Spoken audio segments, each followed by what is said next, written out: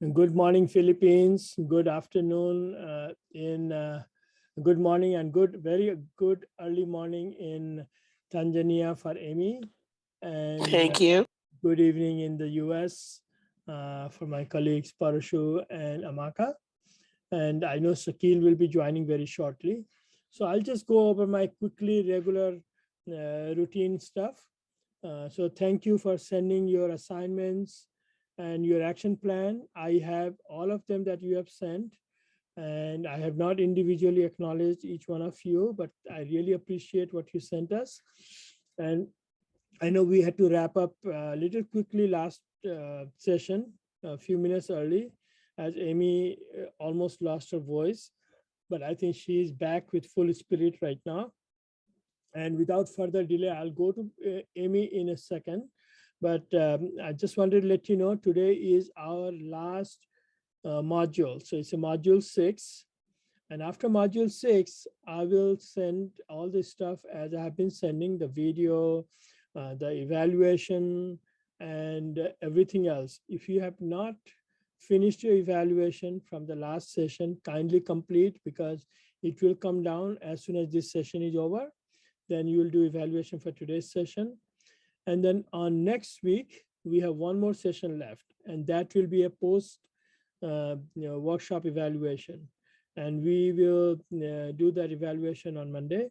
So without further delay, because now we have a good number of 25 participants from Philippines and 3-4 of us. So Amy, I'm giving it to you. And then if any of you have to share your screen, just let us know the name, and then either Parshu or Amaka or me, we will give you the co-host ability so you can share your screen. Thank you, Amy, all yours. Thank you, Suman. Good morning, everybody.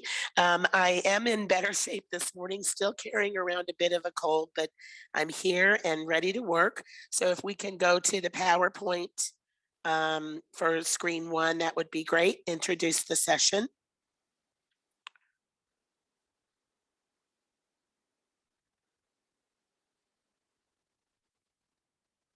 And go to full screen for me, please.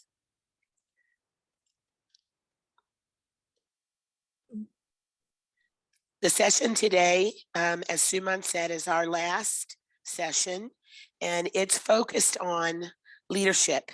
And the interesting thing I think about this session is that it's going to be looking at and addressing practical action strategies for leadership around the core themes that we've been working on for the last several weeks together. So it's a nice way to kind of round up the work, reflect and revisit some of the things we focused on previously, and then look at it from a leadership point of view, not only school leadership, but system leadership as well. So we'll be asking you today to do some reflection on your own leadership strengths and strategies, and also reflect on and look at your schools in general in terms of their ability to provide leadership and some of the new potential action strategies leaders can be assisted in making to move forward toward that future vision that you've been working on.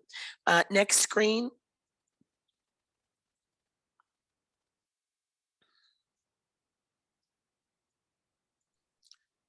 Can we go to the next slide?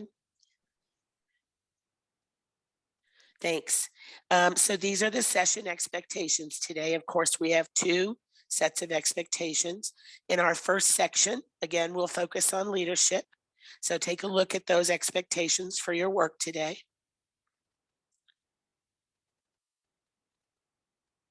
We've talked a lot in the last 5 sessions about being adaptive and flexible into the future, and that one of the skill sets that's really necessary for every stakeholder is to be able to be responsive quickly in the face of changes and be able to adapt to new methodologies, as opposed to being stuck and getting behind in terms of responding to needs of kids, unforeseen circumstances, et cetera, how things are changing rapidly for all of us in education these days.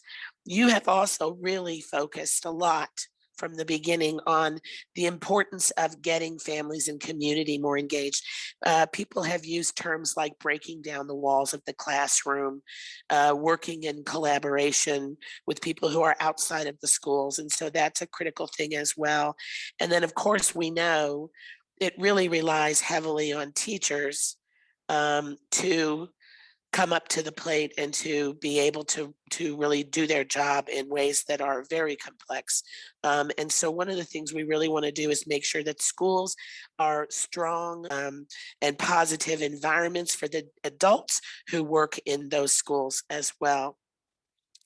In section 2 today, we're on our last step for our futures vision prototype development. And so we're going to be kind of pulling together all of the pieces that you've built over the last 5 sessions and move toward this idea of multiple future scenarios, which is our end goal for the futures visioning prototype development process in this set of work. So those are our session expectations today. And as we discussed at the end of the last session, we're going to be doing reflecting this morning by asking you to share your futures wheels. So if we can go to slide 3, please. The futures wheels really are a way for you to go back and look at those driving forces that you identified in session 4. And those driving forces really actors for change. And so we list them in the futures wheel as central core areas of change that we expect or anticipate may be coming in the future. And so those futures wheels, really the process is designed for you to kind of dig into those driving forces more deeply and really test them out and see where they take you in terms of consequences, primary, secondary, and tertiary consequences. If we can go back a slide, please, to the reflection on session 5. Thank you. So what I'd like to do now, and I will need, because I'm on by phone, I need someone else from IDI to facilitate this. I would like for those who are prepared to share your graphics of your futures wheels this morning to raise your hand and let someone know that you're the person who's sharing, and they will give you screen sharing capacity. And then if someone can call on those folks, please, to share one group by one group. So Amy, can we do by the group? Last week we had Yes. As many groups. So for each group, let's do one, because I know many Yes. of you have done it individually as well. So let's go for the first group, what we had last week. So if you can raise your hands on the on your participants place, you know how to do it. So I know who you are, and then I can give you the sharing rights, and you can share your screen. And as that's going on, let's take a look at the process I'm suggesting today. Put it up on the screen, allow time for people to really look at it, okay, before you start telling us about it. So then I want you to share an overview after people have studied it for just a minute or two. Share an overview of what you did, the things that you find interesting or unique about it, the places where you may have gotten stuck, or just some of the examples of things that you developed in that wheel. And then we'll open it up for anyone from the large group who may have a question to ask you about your futures wheel. So that's the process we'll use for reflection and sharing this morning. Who is volunteering first from the first group? The leader from the first group?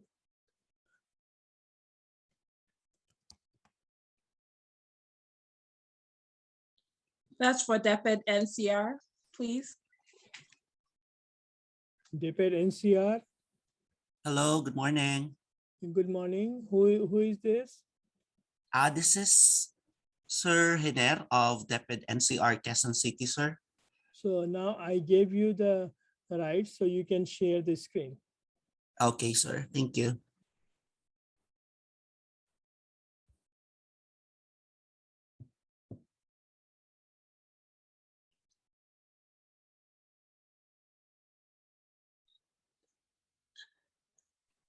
Can you see now, sir, this presentation? But can you put this at the whole screen? Maybe I can zoom it up. Okay. Perfect. This one. That's fine. Is that okay, sir? It Please go looks ahead. good. Please go ahead. Okay, so let's give people just a minute or two to study what you've got up on the screen. Okay.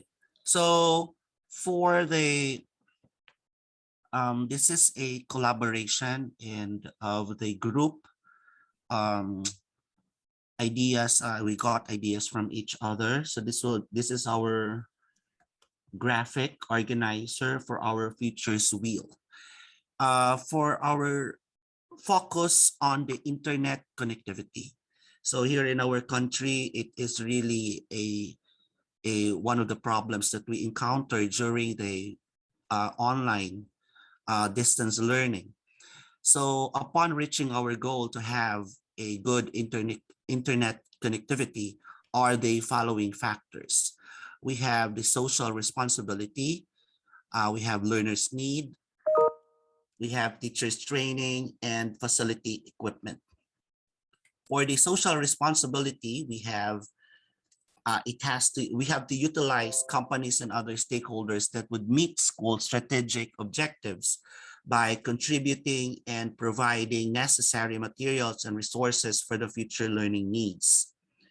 For the teachers training, focus on the update on the teachers training on how to maximize and facilitate learning sustainability, on the effectiveness in teaching to address learning gaps and to sustain good practices. For learners' needs is to have an inclusive education that will address the evolving needs of the community and learners. And for the last is the facility and equipment is to modernize effective school facilities that is responsive and adaptive to the changing programs and needs of educational delivery that is safe, accessible, and secure to all our learners. That would be all, sir. Thank you and good morning. Great, thank you. Any questions from the large group? You can ask on the chat if you have any questions about this graphic. As you take a look at it, a couple of comments from me. I like this, particularly the focus on the inclusivity. I think we all know, particularly working in low to middle income countries, that inclusivity in terms of internet connectivity is still really an issue. And really in developed countries, if you dig down into what happens in non-urban settings, it's an issue really everywhere for children who are attempting now to learn online. So for me, that's a critical consequence, is that if we're going to go in the direction of ICT for learning, inclusivity and making sure everyone has access is really the big elephant in the room, to use an American phrase. I also really like the issue of social responsibility. And again, breaking down the walls of the classroom and school and getting out to the community to help them understand if they want well-prepared future citizens out in their work and business environment, they need to become real partners in the education arena around ICT. Questions? Are there any questions from?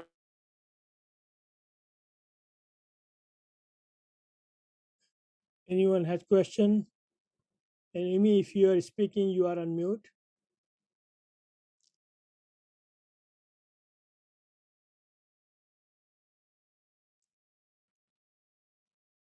Anyone has question to the first group? Okay, so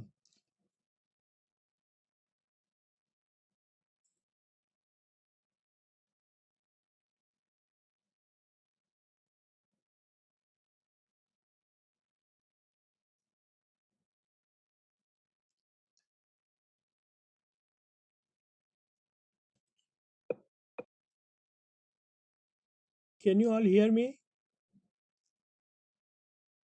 Yeah, thank you.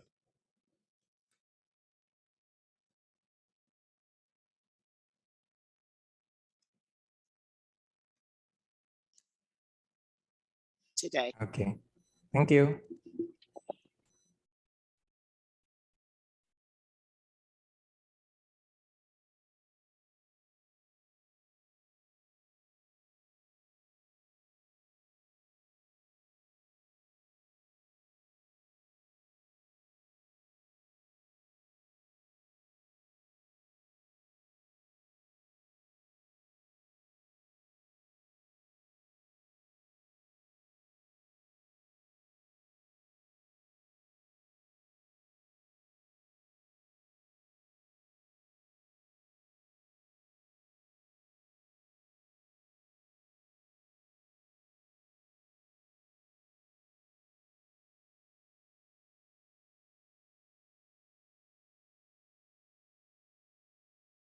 Okay, Edgar, you can go ahead and talk to us about the things on here that you all really focused on, the things you think are important for us to notice. Okay. Good morning, everyone. Now, first and foremost, thank you for the opportunity for us once again to come together as a group and touch base for that matter, and do a reflection on the activity that you gave us as a homework. So focusing on the hybrid modality of learning. So these are what the group came up in terms of forecasting future what do you call this, issues, concerns or consequences or even trends that might come with the hybrid modality of learning. So let me start with one of the effects or one of the things that we might expect with the hybrid modality.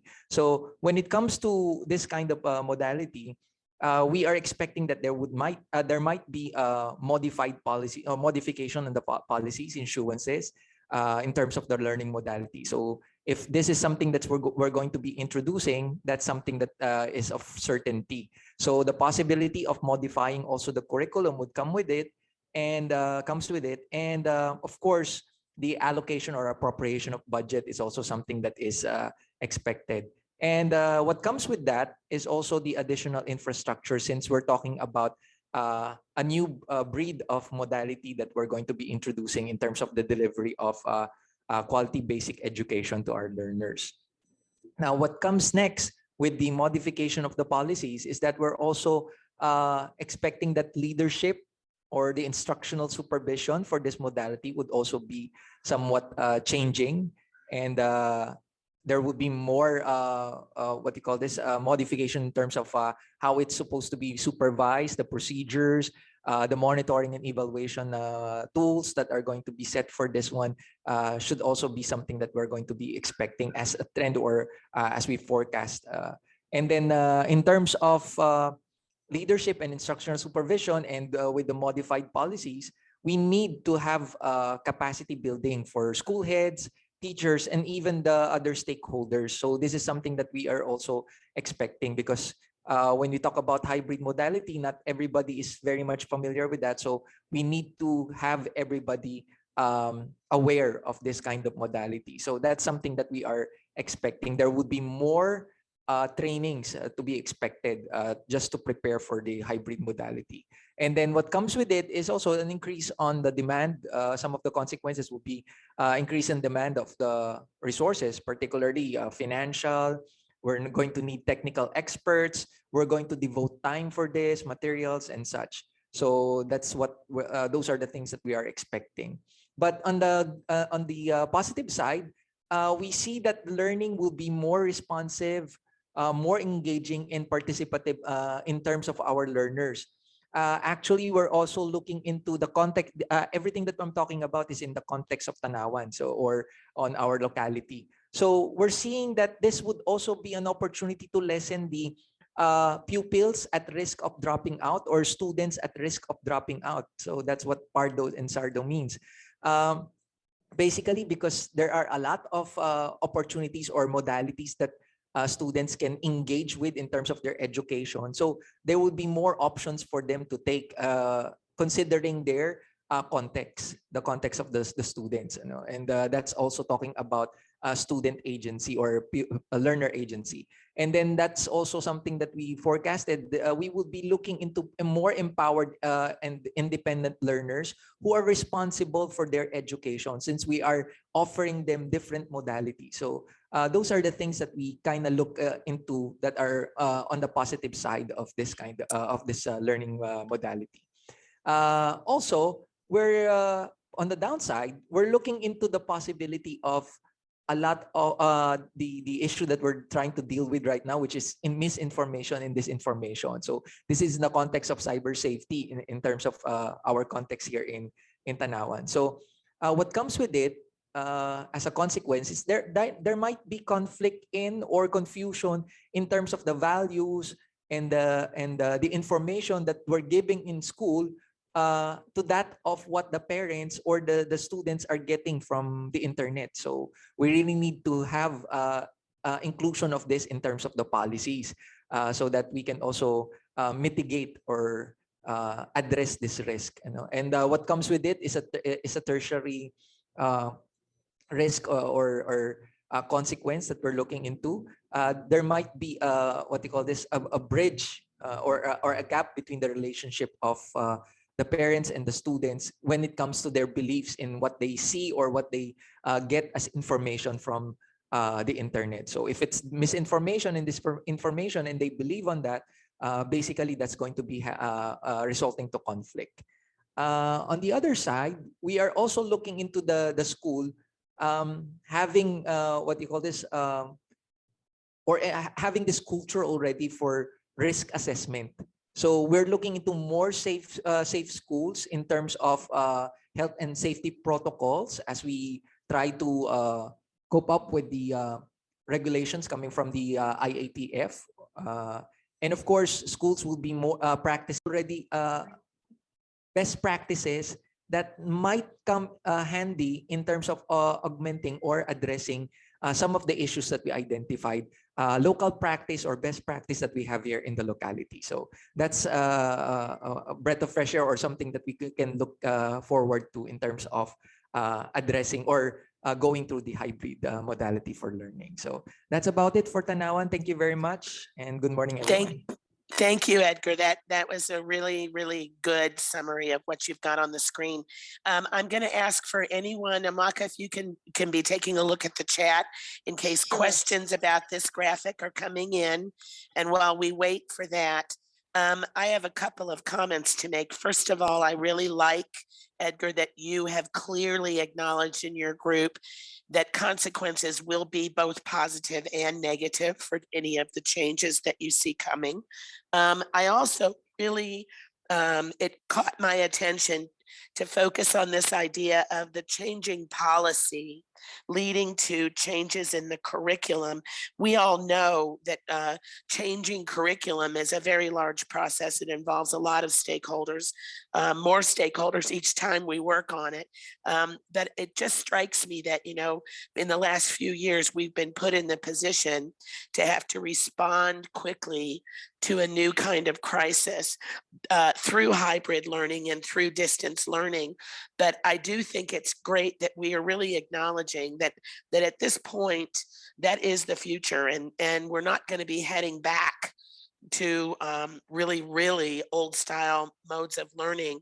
And so to acknowledge this issue of policy, financial, and particularly for me, curriculum shift needs is very, very important, because right now we're running to catch up with a particular situation and patch it together and make it work.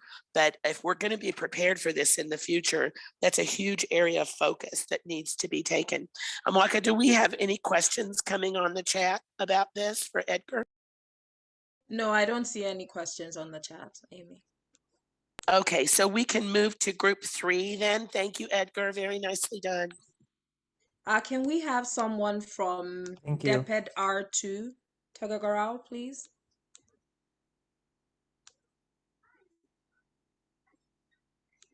Anyone from DepEd R2?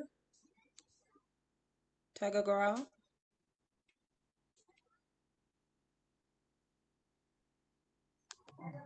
Yes, ma'am. I just preparing po. Good morning po, ma'am. Okay, good morning. Please go ahead when you're ready. Just 1 second. Okay. When you're ready, you can go ahead.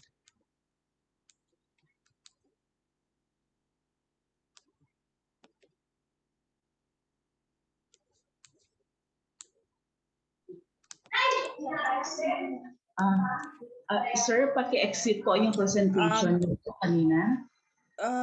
Edgar, can you stop sharing your screen, please? Thank you. Sorry about that. Thank you. That's Sorry. that's all right.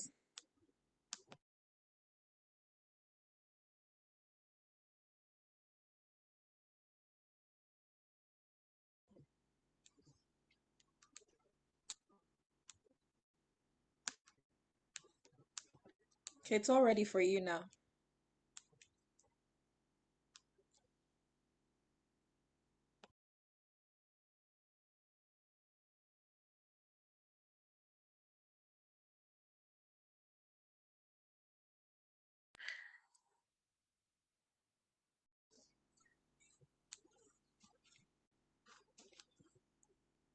Vilma, were And you going welcome. to share? Yeah, sorry. We might want to, if she needs a little more time to organize that, maybe we Okay, can go to group 4. Okay. Oh, Depot here it comes. Central. Here it comes. Okay, It's all right. all right. Okay, okay. Okay, let's give everybody a couple of minutes just to take a look. And then we'll ask you to.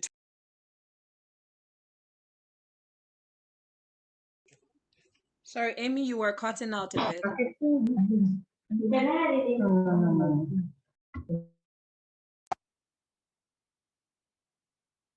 Vilma, I think it shifted from your. Okay, there we go.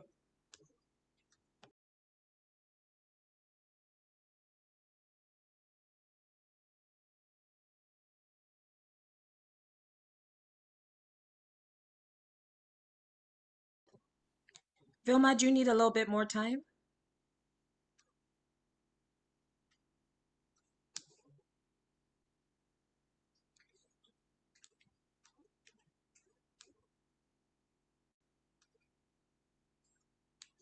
Vilma?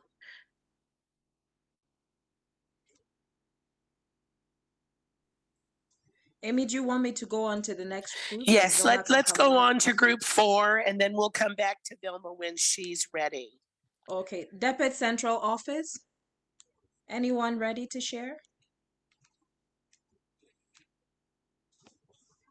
I will share the screen po. Okay, I'm thank you. Adele. Please.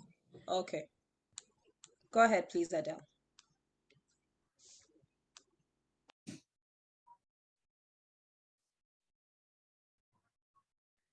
Okay, Adele, go to full screen and let's give everybody a chance to take a look at what you've done, and then we'll ask you to discuss it.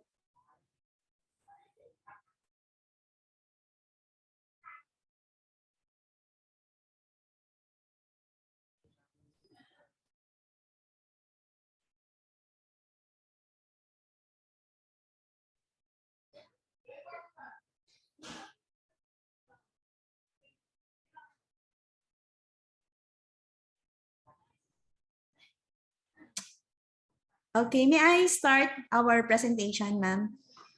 Yes, go ahead. Okay, so our focal concern that we want to present today is the integration of the hybrid learning modality in the Department of Education, and it is actually quite similar to what was presented by SDO Tanawan. I find it quite interesting because just recently the department announced that we're going to implement full face-to-face learning, this coming November, and it might be a little bit, shall we say that there might be some questions now in the field with regard to how the hybrid learning modality will now be implemented, considering that there is now a wide recognition on the effectivity of this learning modality. So what we are saying now is that perhaps there is a need to come up with a more responsive and a more improved policy on how this will be integrated, considering that there is now a policy direction which leans us towards the implementation of in-person learning. So we guess that if there is such a sound policy, or there is a policy that actually firms or that actually grounds us with the integration of this hybrid learning modality, the DepEd personnel will now be more guided on how they can support the learners alongside with the in-person learning. And then if there is a recognition, or if the DepEd personnel are actually guided on how they can integrate this hybrid learning modality, the teachers, we are also expecting that teachers will now be equipped with the skills needed to implement this effectively. And in doing so, we are also expecting that these trained teachers will now develop more learners who are self-directed, or who can learn by themselves, or these are the autonomous learners. This policy also, the integration of hybrid learning modality would require us to provide learning resources that are actually learning resources that are based from that are enabled by ICT or digital learning resources. And definitely, if these are the resources that we need higher appropriations or budget, or maybe high budget that would come from other resources. And with it also is that considering that we all know that the perennial problem of lacking or the perennial problem on the insufficiency of budget, education leaders now would have to be trained also on how to mobilize resources that would allow them to come up with other financial resources to finance these needed learning resources. We also see that an improved and responsive policy would also give our implementers in the field clear understanding of the hybrid learning and its implementation. So we see that there will be standards that will guide them along the way in the implementation of this hybrid learning modality. And through that, the regional offices and the SDOs would also establish their own contextualized hybrid learning.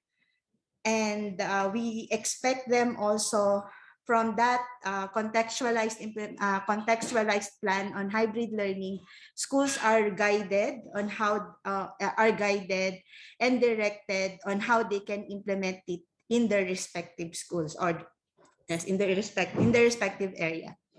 We from that clear understanding also of what is hybrid learning, we can orient also our stakeholders on their role in implementing this hybrid learning modality. And with that, parents will now, considering that hybrid modality would require a implementation also of distance learning, we see that parents will now take a center role in the learning process of their children, and hence they should be capacitated also on how they can guide their children in their learning. We also see the private sectors taking bigger role in the implementation of this hybrid learning. Their resources can now be focused on the much needed resources for the implementation of this. We also see the LGUs and other government agencies developing policies that are contributing or that will contribute in the successful implementation of hybrid learning modality. That's all. Thank you, Adele. Thank you, Adele. Let's wait for any questions to come on chat. And while we wait, I just want to point out and comment on a couple of things.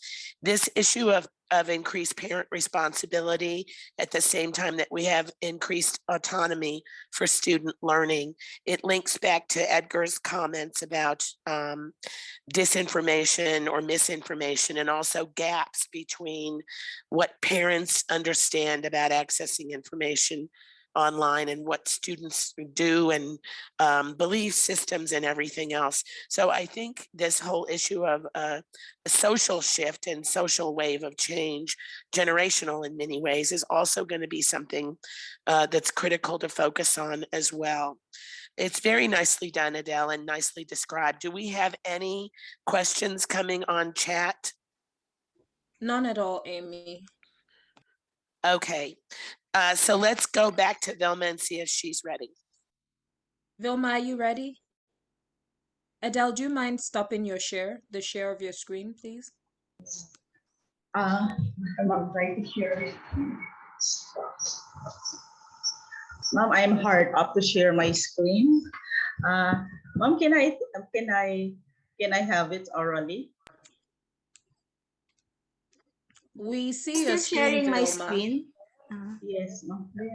Whose screen is I am this? trying Adele, my is this best, your screen? to let my screen be seen by everyone. Hi, ma'am. Can you see my screen? I see your screen, Yes, Vilma. we This can should see be it. yours. Yeah. Thank you very much. Thank you for. Good morning, everyone. I'm representing Region 2. Sorry, So, can you put it in presentation mode, please, and full screen?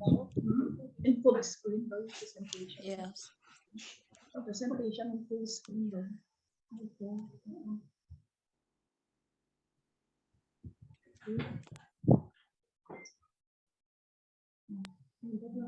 Yeah, click on your graphic and then go to full screen. Full screen. Full screen. I think it's slide 13. That should be what your slide is. Yeah.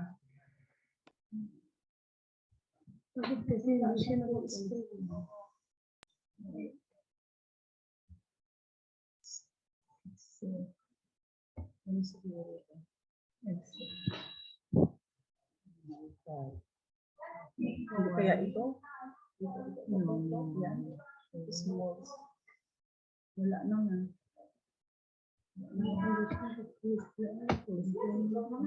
Ito yata na. Ano ba yan? No, ma'am. First, click on your graphic, please. Click on slide 13. Okay.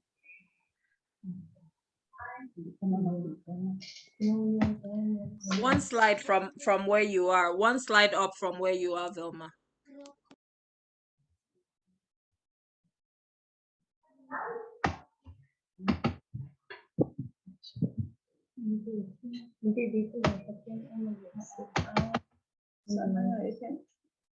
Saan ba?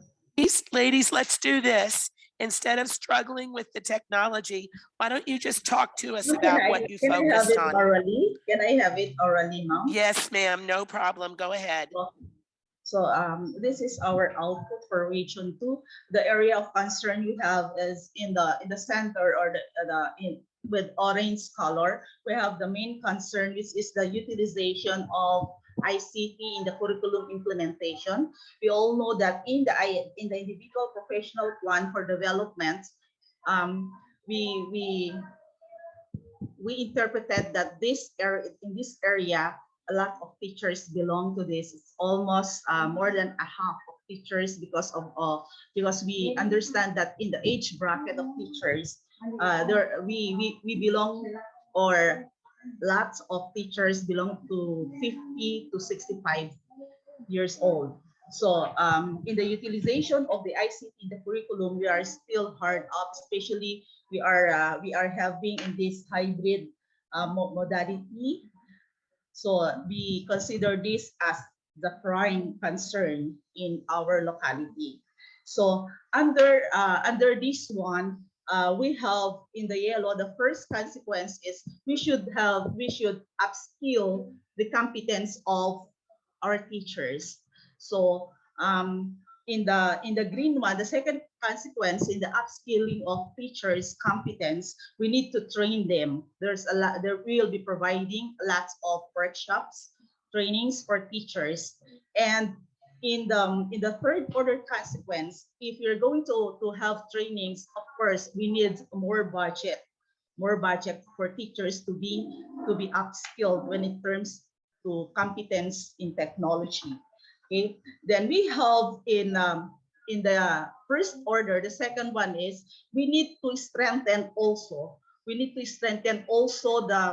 our partnership, especially in the LGUs, because we need their support in the provision of computers, laptops, and gadgets in order to implement the modalities we have in the field. Okay, so we need to secure partnership and strengthen our linkages. And in the third order consequence, we need to collaborate with them well, because as we all know that this group of people really help in the field when it comes to securing of computers, laptops, and other gadgets that are needed in the implementation of the new trend in education. Okay, then we have also the next one is, if we are going to have these modalities, the hybrid modalities, online, like that, the consequence is on the part of our pupils. We have we observe that there is a decrease of social relations. Okay, our pupils are there at home doing receiving learnings, and possibilities that they lack communication with friends. Okay, and we have the third, the second consequence, which is the green. The green one is, there's a negative effects on learners' interaction towards people, and poor relation, and sometimes this will lead to mental breakdown, and we have mental problems in the side of pupils. Okay, so when we have this in the field now, so there is an increased provision of gadgets, therefore, and then we need to have additional logistics and increase of budget. Okay, so for us, this utilization of ICT in the curriculum implementation is really in need in the field, because we need to cope up with the demands and needs of our pupils. That's all, and good morning to everyone. Thank you, Vilma. Thank you very much.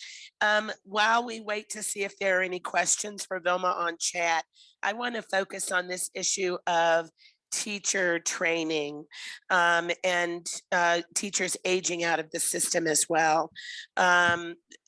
Teachers who've been in a long time, teachers like me who are 60 years old and for whom technology can sometimes be a challenge. What I think one of the things that's really critical to keep in mind is that even in this area of teacher training, there are a couple of different issues. One, of course, they need to have the technical skills to use the distance learning technology. But I think also it affects pedagogy as well.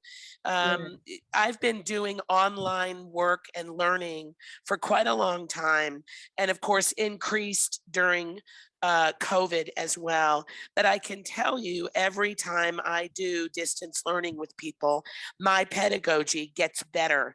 I learn more about how to bring what I know about how people learn to a distance learning platform. And I'm sure you have all seen over the last couple of years with teachers doing distance learning that they may begin from a very direct instruction lecture point of view. And it takes a while for people, once they learn the technical issues of technology, to actually then integrate those better pedagogies, interactive work, graphic sharing, small group activity, monitoring and evaluation. These are all things that are real issues. So as you look at teacher training for hybrid learning or distance learning, I think it's really important to look at it in two phases. First phase being, how do we learn the technology itself and become adept at that? But then how do we then help teachers transition those good classroom pedagogies into distance learning? Amaka, do we have any questions coming from chat for this group? None, Amy. None. Okay. Those. So I think we're done with sharing, and they were all really great shares. We actually still have DEPID regional offices.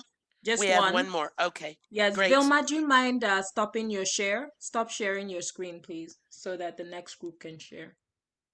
Vilma? Thank you. Okay. Who's sharing from the regional offices? Yes, good morning, everyone. Good morning. It seems that I will be the one sharing because my other partners are not here with us today. My apologies because Cristito is in charge of the graphics or the future wheels, but I hope he will come in later so that he can share it. Our futures wheel is similar to that which is presented by Region 2. we focused on the main objective and that we had enunciated earlier during our first session, and that is the improvement of our students' academic performance, especially in English, literacy, numeracy, and science skills, as well as the integration of the available technology in instruction and in assessment. So we focus on, as the spokes of the wheel, we focus on the Sulong Edukalidad framework of the Department of Education. And I knew that our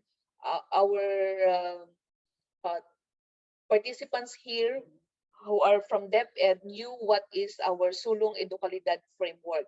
It is composed of 4 pillars, and the first pillar is, of course, the review of our curriculum. So in the review of our curriculum, especially now that our current administration is tasked or is instructing our department to do the review of the current curriculum, and as Amy said, it requires a lot of work, and it will entail many stakeholders to do that. But I hope that in the review of our current curriculum, it will be geared towards improving it, and that will really answer to the needs of the society nowadays, because there seems to be a mismatch of competencies that are being learned by our students as compared to the ones that are needed in at work. So the second pillar is, of course, the improvement of the learning environment.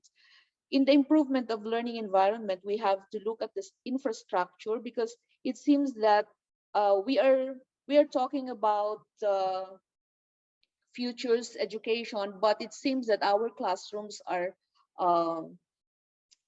built since the time it is like since when we were still students. So I hope that with this we can improve our learning environment, the provision of all the necessary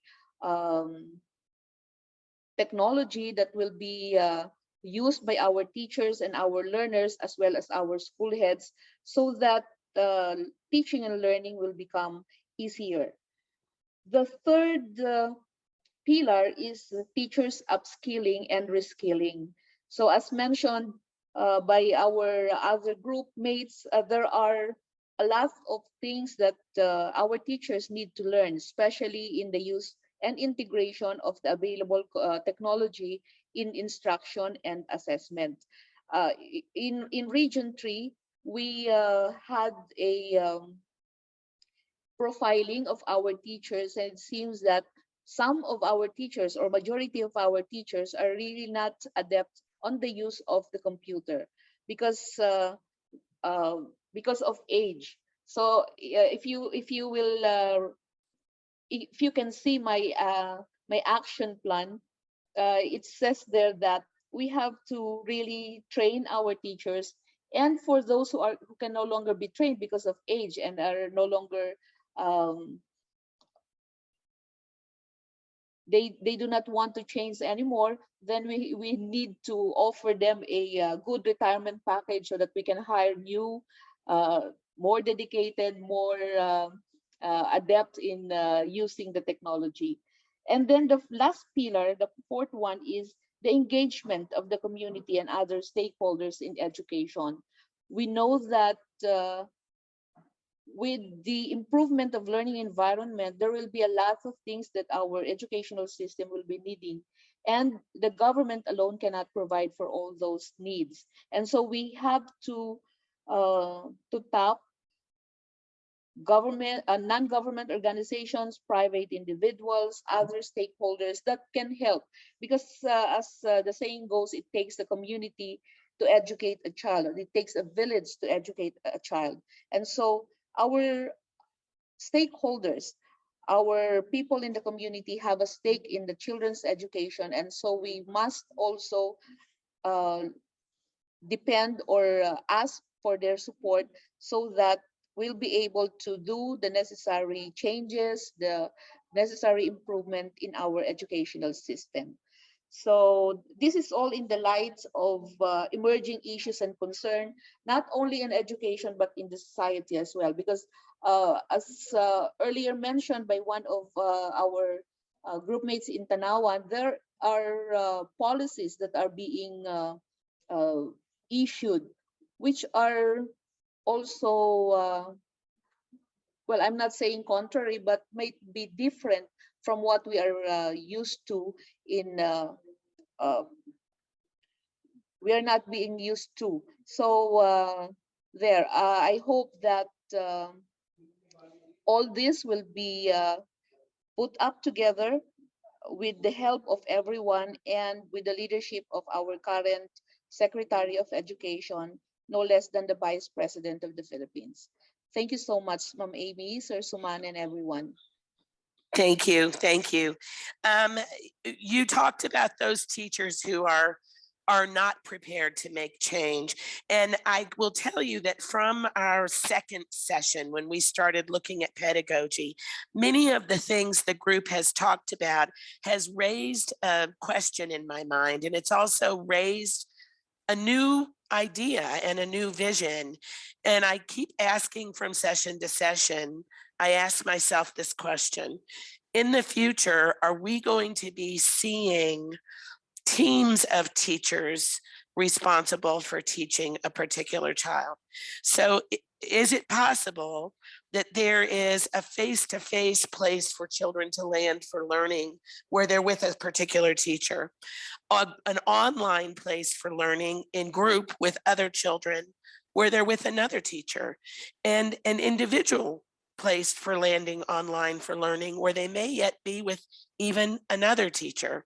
So I'm not suggesting this is the case, but it has struck me over the last sessions that we may actually be looking at putting together teams of teachers with different skill sets, different approaches, and different access points where children can not only access one teacher in multiple ways, they can access multiple teachers in multiple ways. So I'm just going to leave that idea laying out there as yet another potential future vision. And at this point, I'm going to thank everyone for the great reflection section. Really well done. And I'm going to turn us over to Sakil for section 1, our leadership section. Sakil, you're there? Yes. Hi, everybody. Good morning. Good Thank you, Amy. morning. Hope you are doing well. And this is wonderful to see everybody coming along on the last day. I was hearing some of the reflection last segment, and really amazing, reflections and for the future planning.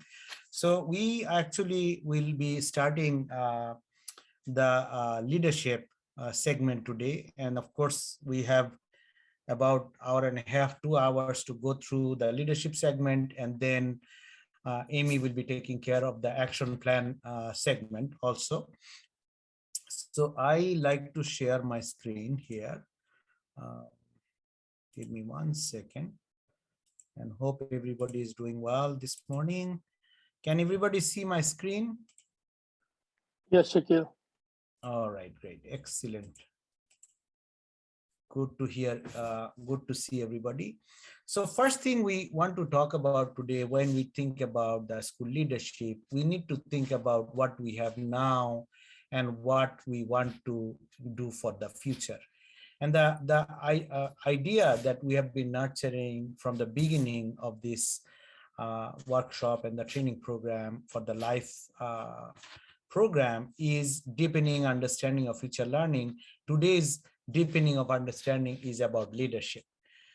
So first, we want to take an account of the status of our own leadership traits and the factors that influences them. Also, we want to talk about how we can improve the future of learning through the leadership in different levels. And of course, when we look at these graphics that we are always referring to from the DEPED, the vision of future learning, we see that many of this work cannot be done without the leadership traits in different levels. And of course, there are many, many theories of leadership and many, many experts on leadership. But rather than going into theories of leadership, today we will go a little bit different route of understanding our own leadership status, and then also thinking about how we can improve our leadership traits in our own circumstances and context. So first thing I want to talk about the leadership gaps. We need to think about, when we think about school leadership or DAPED leadership issues, and this is something we really need to reflect on our own, in our own structure, in our own unit. And I know we have the regional teams here who are working on the regional leadership issues. I want to really talk a little bit about the three areas that we always face leadership development gaps.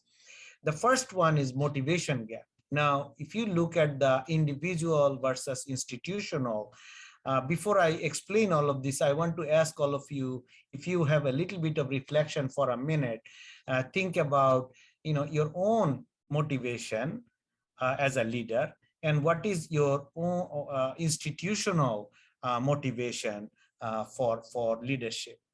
And when you think about this, you will see there are two areas that really is important, that organizational leadership programs sometimes could be inadequate. Why? Because it may or may not reflect your own individual leadership motivation. And it serves the organization, not individual goals. What do we mean by that? Every person as a professional, an individual, has individual professional goals and personal goals in life. And the organization, of course, has its own goal and the mission and the vision. Now, when these two aligns and they are perfect, right? And then the passion of the individual actually matches the institutional and organizational goals and the vision, then it's supposed to be a perfect scenario. But in certain cases, organizational leadership programs does not reflect the individual goals or individual development for every single person in the organizational structure. So just something to think about, that what is the motivation? What is the motivation for the organization? Meaning it could be DAPED, it could be other structure within the education ministry, that the leadership program that we provide, it could be training programs, it could be leadership ladders, it could be hierarchy. How does this really reflect for the future? And not only serving the organization, but also the individual goals and professional goals in life. That could be really important for our growth. The second one is really providers gap. Sometimes we see that there is a lot of training program. Of course, we are going through the training program right now. Life is also a training program through the future learning. And one thing we need to think about is that providers gap. If we are the provider of the training through the DAPED, USAID, RTI, we need to think about the cognitive skills versus the teamwork. What do we mean by that? Development programs are based on traditional learning, but lacks concurrent soft skills, which means that yes, you can learn a lot of skill set, but when you go back to your work, when you go back to your actual working environment outside of this training program, are you able to use those strategies and techniques and skills that you have learned in your day-to-day activity? Now, it's interesting because when you think about our individual goals and individual performance appraisals, we need to think about that. Do we have all the soft skills that we need to be successful? But also, we need to do this in a teamwork. And it's interesting also because in the work environment, we cannot do anything alone.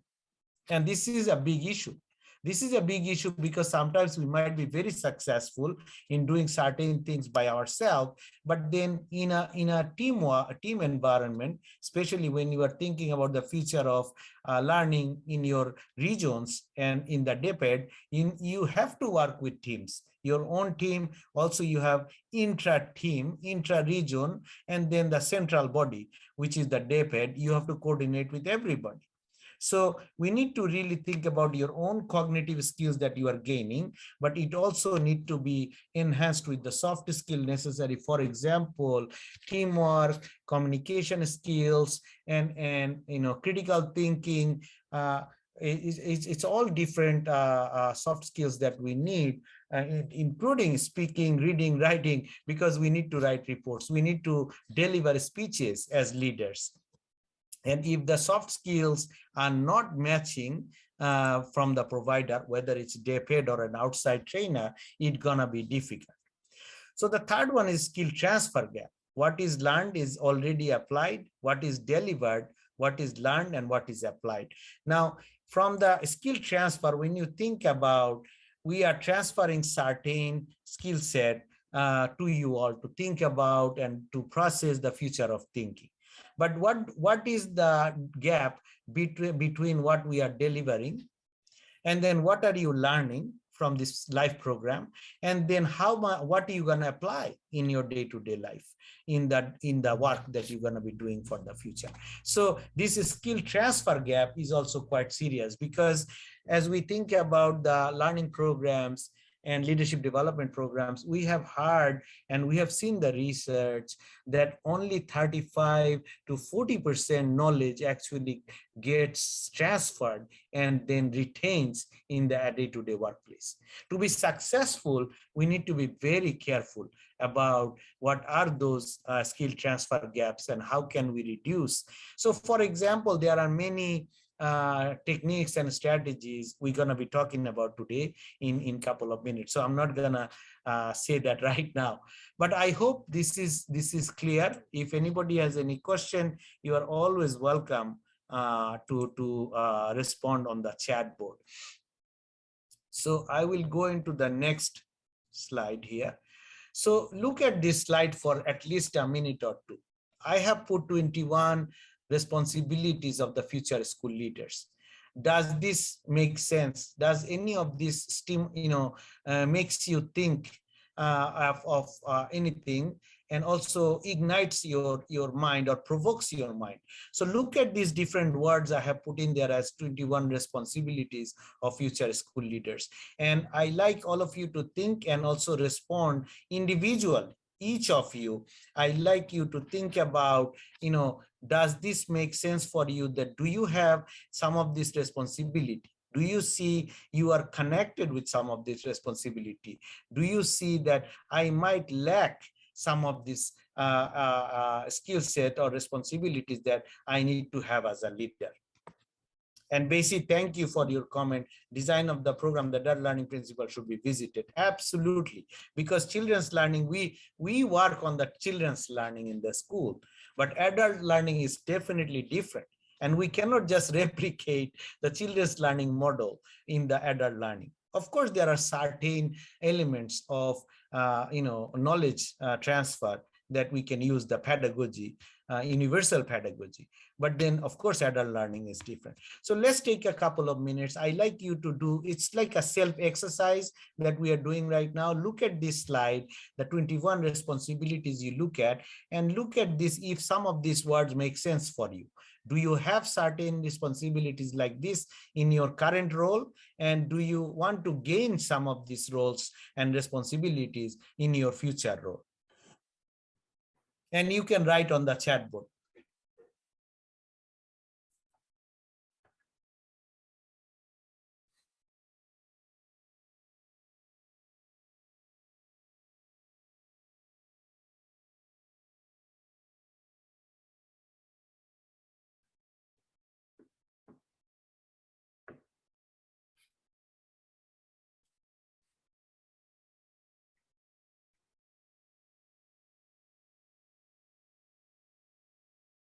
So anyone from any teams Do you see any of these responsibilities in your own current role?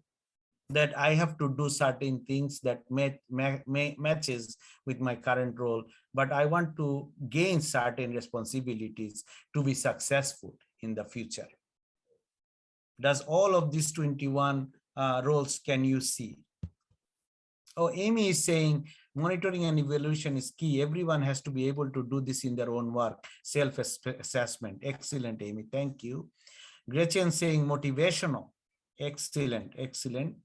So Gretchen, when you are saying motivational, is it the current responsibility or you want to see it as a future responsibility that you would be motivating others? Good morning to everyone. By being motivational, it's not only at present, but also seeing or visualizing the future and preparing the team to be to share the same vision and working for that vision. Thank you. Excellent, excellent. And this is something all leaders need to think about. That is not just that you are motivating just you are motivated yourself, but you are motivating as a leader the rest of your team. It is part of a leader's role to keep the team highly motivated and understanding what's going on in the team. I think there is one hand raised. Annalie Aquino, go ahead. Yeah, good morning, everyone. This is Aquino from NCR. I would like to focus on the situational awareness of the school head, because if we will not be able to assess properly the situation, we will not be able to focus on the needs of the school and its stakeholders, particularly the learners as the center of the educative process. Also, as a school head, we must be flexible in order to mitigate problems that may be encountered in the future. But most of these qualities and responsibilities of the school leaders, I think, are all present in most of the leaders of the DepEd NCR. It's just that we need to be more aware of the surroundings and the needs of our learners, particularly to contextualize on the environment where our schools are located, and the population of the learners who would be going to face-to-face modality in come November of this year. That's all. Thank you. Excellent. And I like what you said and the affirmation that we have these responsibilities, but then are we actually able to fulfill the responsibility? And it's not that we don't have the capacity. We all are brilliant people and we are all intelligent people. We have the skill set that we need. But the question is, what are the hindrances? What are the barriers for me to really enforce those responsibilities and roles as a school leader? So it's really, sometimes it's beyond our control. And as a leader, you are supposed to be enabling the environment so that your team can actually also be not only stimulated, but they can be able to fulfill those responsibilities that they have also. And your superiors in the hierarchy also need to be thinking about those responsibilities, that am I making the enabling environment so that they can be fulfilling these responsibilities. I see there are a couple of other comments, optimizer and flexibility. We should take into consideration into multi-level responsibilities. Absolutely. And I think sometimes there is a misconception that leadership is at the top. I think this is also a cultural issue in many places, that leadership is not actually at the top. And we have seen this. Sometimes I give a very interesting example that classroom teachers are the front line. And if something goes wrong in the classroom, then the learning outcome will be suffering. So actually, teacher as a leader, and then they are at the core of those leadership. So the point is, what I'm making is that it's not always who is at the top of the hierarchy is the leader. And it's really a different kind of thinking process, which we need to think about as we think about the future leadership skills. I see that creating a climate that is proactive, hospitable, safe, secure to our learners. Absolutely, absolutely. Thank you for that. I think we all appreciated this 21 responsibility matrix for the future. I like all of you to kind of keep this for the future, for your own self-reflection, that if I have this responsibility, am I doing this? Am I doing this for my team? Also, my superiors, need to think about this, because am I enabled to do this also? Basi, go ahead. Basi, Agamata, go ahead. You want to say something? Yes, good morning, everybody. So my reflection on the slide is basically towards the impact of the instructional leader. Instructional leader, we should have to consider that kind of culture in which a teaching culture to be a learning culture. In addition, we should also have this kind of commitment and dedication to create an impact. So instructional leaders will be able to create that impact if we consider development of skills or competencies, considering also or adding the thrill in learning the competencies and the skills, and then also the will. If let's say there is no willingness on the part of the instructional leaders and also among the colleagues or her or his staff, definitely there will be no effective and positive impact. At the same time, I should also like to have this impression that we should continue to be lifelong learners. As instructional leaders, we'll not be able to know it all. We should be what? Open to the comments and suggestions and even the new learnings and innovations coming from our colleagues or our staff. Because in that way, we'll be complementing and we'll be moving towards achieving our vision, and the vision is effectiveness and efficiency. So thank you very much. Excellent point. I think, one thing, sometimes I speak very plainly about our real life scenario, and I'm sure you will appreciate this. We all of us around the world, we love recognition as a human being. We want other people to recognize us, our work. And I think the recognition is such a simple tool as a leader that sometimes we are not enforcing enough. There is a tendency that only senior managers or somebody who is named as a leader always getting the praise, but the rest of the team is not getting the praise of the hard work that the team has done together. So this is something, we have to be very sensitive about as the future leader, because we are seeing huge, I don't know if you are seeing this in Philippines, in the US, there is a huge exodus of teachers from the school system.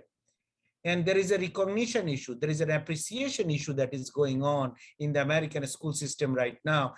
By 2030, we will have 375,000 teacher shortage. 375,000. Can you imagine? So the point is, how are we going to be keeping our current staff? How are we building the future workforce in the future learning steps if we are not doing good leadership?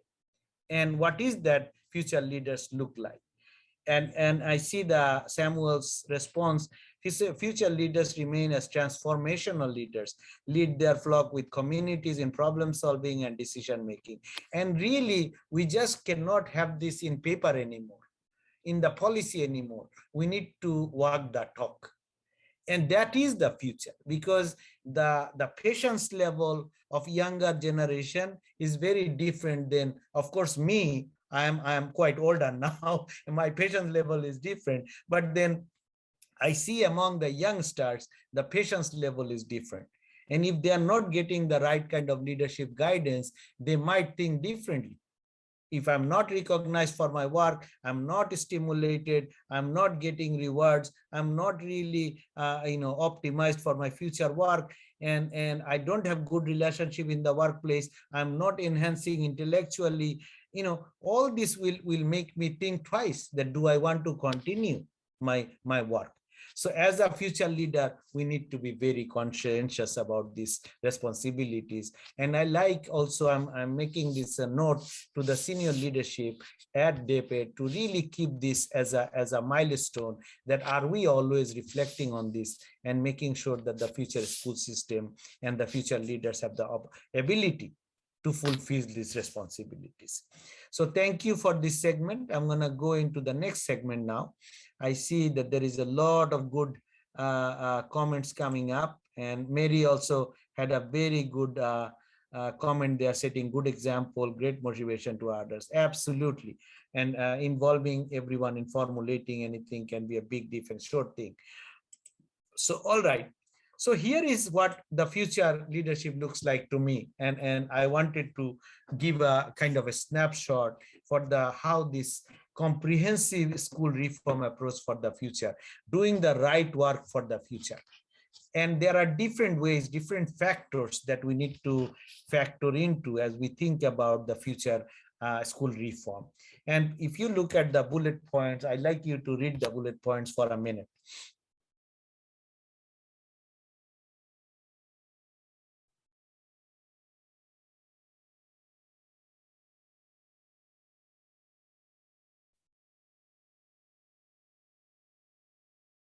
We need to think about a holistic, comprehensive process, meaning it's not one thing or another. What I am trying to say here, it has been found through scientifically based research that it surely improves the academic achievement of a student when you have a comprehensive model, because silos in the leadership and also doing certain things and not doing certain things would not make the entire school system improve as a whole. So we need to be very careful about a comprehensive model. And then providing high quality professional development for all the leaders, all the staff, all the DEPED responsible professionals who are part of this school reform for the future.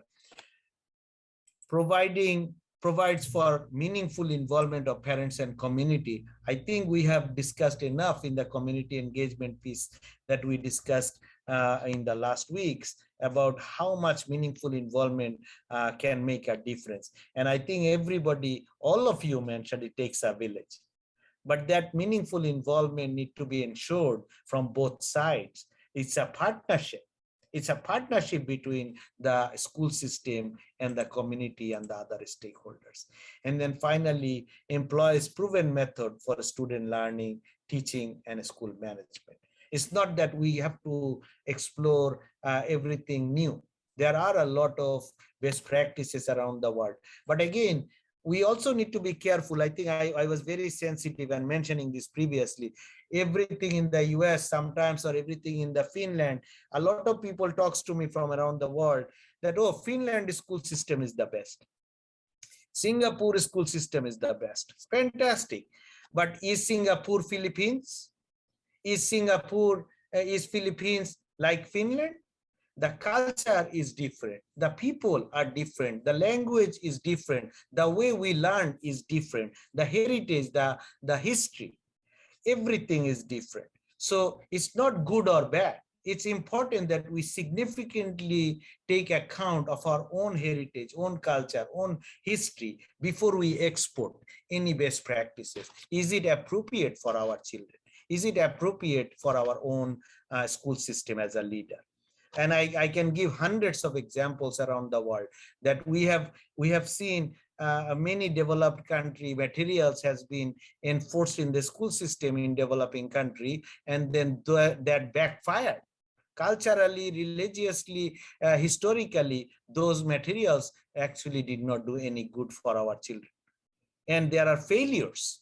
So we like really our advocacy to all of you is really to be sensitive about these issues for all student learning, teaching, and school management methodology. So there will be quite a few factors I want to remind everybody, and this is the last segment of my presentation. It's gonna take at least 10-15 minutes and then I'll be done. This is all reminders for all of us, and I'm sure you know all of this. So first one is a guaranteed and a viable curriculum. What does this mean? Given the lack of guaranteed and viable curriculum in many schools and districts, a school might identify one or more of the following action steps as the right work. What is the right thing to do? Identifying and communicating the content considered essential for all students versus that is considered supplemental. We need to really work on all students.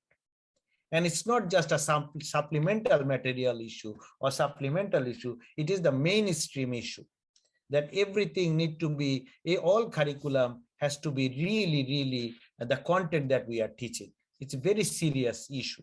And the future content has to be really at that kind of research based that is essential for all students. Ensure that the essential content can be addressed in the amount of time available for instruction. I think this is a struggle every single teacher would complain around the world. I don't have enough time to teach what I'm supposed to teach. My classroom has 40 children. My classroom has 80 children. I don't know how to really enforce the learning because I need to finish the syllabus. And I cannot give attention to all the children. So request for the future of learning and the team is really also to be considered, considering the time issue, the time available for time on task, and really thinking about what is the right amount of time for children to learn. It's not a machine, right? We cannot really force children to learn. And there is enough time that is necessary and is different for each child. So this is why sometimes some of our children are lagging behind, some children are accelerating, because we cannot match the need of our all children. So this is also something to really think about for the future if we want all our children to be successful. Ensuring that the teacher address the essential content and protect the instructional time available to teachers. I think this is pretty self-explanatory. That teachers need to complete or really address the essential content and also protect the instructional time available for teachers. It cannot be given away for other things, recess or extracurricular activities. They need to also have enough time to do the instruction. Second one is challenging goals and effective feedback. I like you to take a minute to read this.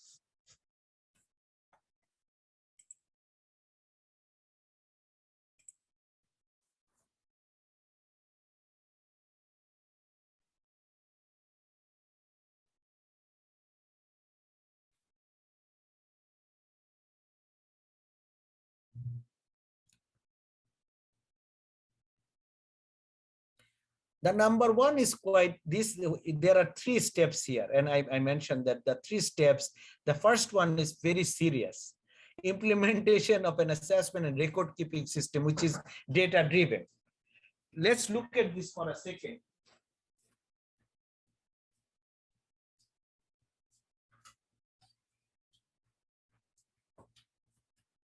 Because the data that you are looking at, is it real time?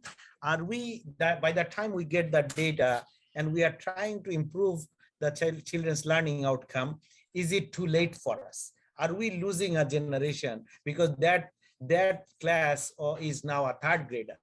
And we have seen this in COVID time, because 1st graders lost 2 years and now they are a 3rd grader. And there was very little learning last 2 years. So now a 1st grader is in a 3rd grade, but they still cannot read and write in the 1st grade level. Forget about reading and writing and critical thinking in a 3rd grade level. So this is something we need to be very sensitive about, the real-time assessment, real-time record keeping, and the data that will really have improving the knowledge and skill of a specific student. This is connected with action research, by the way. And we always advocate for action research for the teachers and the leaders. Establishing and monitoring specific challenging achievement goals for the school as a whole. So it's a team, the entire school is a team. And not only the DAPET goal, but a school also has a goal. The school district has a goal, the region has a goal. And we need to achieve these challenging goals and establish and monitor those goals, because if we don't have a clear work plan, then it will be very difficult to also achieve those goals. And establish and monitor for each student, not only the school, but also the portfolio for each of the student. What is their learning goals? And if we are very restrictive, then also this may be a problem for the future of learning, because sometimes we are putting everybody into a standardized process. And as we now learned, over 60 years of research, that individual standards could be different than the generic standards. And here the UDL, the Universal Design for Learning framework, comes very handy, because, and this is something Amy and I also teach to a lot of people, the framework for universal design of learning. Because if the student's goal is not matching and the instruction is going on, and that means that the student may be in the path of failure rather than in the path of success. So something to really think about, this factor too. Third one, I think we talked a lot about this already, parents and community involvement. I'm not going to spend a lot of time. This is really established vehicles for communication. I think this is, we talked about a lot, that how the parents and the teachers and the school will communicate with each other. And I think there is a lot of miscommunication or no communication happening. Some of the parents may be involved in the PTA or school management committees, but rest of the parents, large portion of parents, not involved or not engaged as a community member with the school system. So how do we partner in a larger scale? How the classroom teacher is connected with the parents of all the children in her or his classroom? What would be the vehicle? How can we communicate more easily without hindrances? And how can we establish certain protocol? Multiple ways to be involved in a day-to-day running the school. Is it volunteering? Is it teaching and learning? Is it supporting the people, supporting the administrative system? Is it volunteering for sports? Is it volunteering for technology? And this is something I'm watching in my wife's school, where my wife actually works. She's a elementary school teacher, and she has volunteered a lot in bringing grants to the school. So she actually writes the grant, gets the money from the state to bring for the school itself. And there may be different skill set of different parents. Some are expert in technology, some are expert in other issues, management. So how can we use our parental and community to be helping with the school's improvement in different ways? And parents will be volunteering in most of the time. So it's actually an amazing resource that could be also not financially burdening to the school system. Establishing governance vehicles that allow the involvement of parent and community members, restricting the governance that, okay, parents stay outside and we're gonna take care of the things inside the school, need to be also organized in a way that this partnership can flow between the parents and the teachers and the school system easily. And finally, the last one, I think this is something also started to happen in certain places, providing training and support to parents to enhance their communication with their children about school, their supervision of their children, and their ability to communicate expectation to their children within the context of an effective parenting style. A lot of people, when they parenting, there is no handbook for parenting. I know in America, we sell a lot of books, how to be a good parent. And then that's not how you actually raise children. And there is no handbook for parenting. Things come to you and you figure out, but then how do we help our new parents to be also supporting the children in their in the home when they go home? And there was this crisis that happened last 2 years. I think we realized that how much we relied on the parents to help the children, because we were not able to help when the schools were closed for a long time. There are a couple more I'm going to quickly swipe here. Safe and orderly environment. I think establishing rules and procedures of behavioral issues in the school, this is an important idea. Also, schools rules and procedures for general behavior, establishing, enforcing appropriate consequences of violation. If somebody doesn't follow rule, what to be done. Program that teaches self-discipline and responsibility. Establish a system that allows for early detection of students who have high potential of violence and extreme behavior. I think this is something I call early warning system. And this is not for only school dropout, which is, by the way, another area that we also talk a lot about. I also work a lot about around the world, that we detect which children could be dropped out because of their different issues. And this early warning system also can give you detection that high potential for future violence and extreme behavior, so that you can start to mitigate those issues before it becomes really serious and can hamper the learning of that particular child, but also other children in the classroom.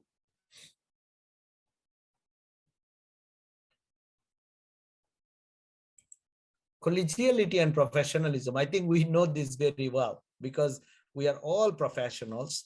That involves professional development that is focused, skill-oriented, and cohesive. I am suggesting 3 action steps related to this collegiality and professionalism. So establish norms of conduct, behavior that engender collegiality and cooperation. Establish governance structure that allows teacher involved in decision and policies of the school. Because remember, any policy that is made, it has to be enforced in the school. If the teachers are not involved in a participatory way for the future, then how they will be involved, able to implement that in the classroom. Provide teachers with meaningful staff development activities, not only as a teacher, but also different management skills and soft skills they need for running the classroom better and running the learning better.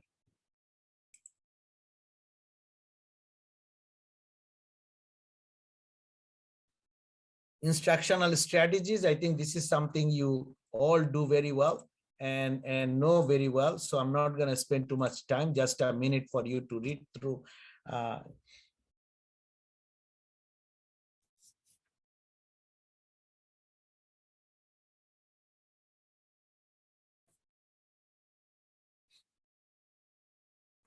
Classroom management is another big topic for the teachers. And this is something the teachers need to balance and moderate in the classroom, because this is big part of the responsibility. And teacher as a leader, I think some of you mentioned teacher as a leader. Now, this is where the management sciences come into play, not only the pedagogical instructional side, but also the management of classroom.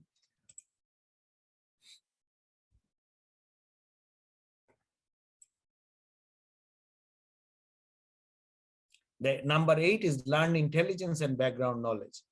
Involve students in a program-wide reading that emphasizes vocabulary development, vocabulary terms and phrases that are important to subject matter content. And I think this is something bigger. The intelligence is reading, writing, critical thinking, and problem solving for the student. So all our curriculum, all our instruction, all our work has to really improve and increase intelligence and the knowledge. And finally, I want to end with the motivation factor. If a student motivation is the focus, a school might select one or more of the following: provide a student with feedback on their knowledge gain, provide a student with tasks and activities that are inherently engaging, provide opportunities for students to construct and work on long-term projects of their own design. Not something we've enforced. It's a project-based learning. And this is what is lacking in our workforce. And I guarantee you, when I'm talking to people, children around the world, especially the youth, 15 to 25-year-old, the biggest lacking in the workforce is project management. And because they have not done project-based learning when they were in the school system. So future of learning has to be project-based learning. something they identify, and they find the solution, and they are able to manage their projects and teach students about the dynamics of motivation and how those dynamics affect them. So I'm going to close it here and really get into the breakout session. I think we want to go into small group tasks now. And the 9 areas that I have mentioned, I think you all want to choose one. In small groups, I like you to choose only one of these factors for success in a current environment, in your current region, in your current unit, and then choose that and discuss the current strength and the need you see among school or system leadership in this factor. The strategies a school and system leader can use to promote improvement in this factor for future. Create a plus, 3 wishes for your factor within your system. What can you do? What are the wishes that you have? What can be done to improve? So three And ideas. Shaquille, Yes. can I add also that Yes, idea of please. a plus? The plus Yes. is really identifying the current strength in your schools and system leadership in that factor. And then the 3 wishes. So the idea that, well, here is our current strength, and here's 3 things we'd like to continue working on.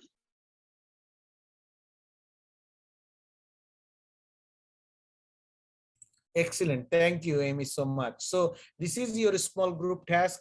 I think, Amy, does the time allow for 15 minutes today? Nope, it allows for 10 minutes today, and I think that's probably plenty. Right, good. So Amaka, are you there? I'm reworking the names of the room. Just give me 1 minute. I'm almost done. No problem. So once Amaka is creating the rooms, we would like you to take exactly 10 minutes. It is now, by the time she finishes doing the teams or the groups, it will be 9:15 in Manila, and we will start at 9:15 a.m. and we'll come back at 9:25 a.m. Manila time. So I think Amaka just assigned the breakout rooms. We Rooms are like you to open. know it is all open now. Please join your team. And again, remember the task. The group task is that you choose one of these factors. And I will keep these 3 items open so you remember what to discuss. And when you come back, we like you to report. We like you to report only on one factor.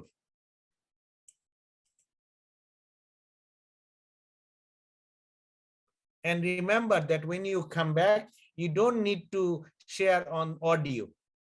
Or open the audio, because we have a very tight time today. So we want, because we have many other things to talk about, we like you to just report on the chat. So if you do a small summary, you can just form from your team, you can write a small summary of those 3 responses and put it on the chat board. And everybody can read those chat board. I hope this is clear. You don't need to do a presentation. You don't do a PowerPoint. Just write the response in a short, paragraph, and then you can just post it on the chat board.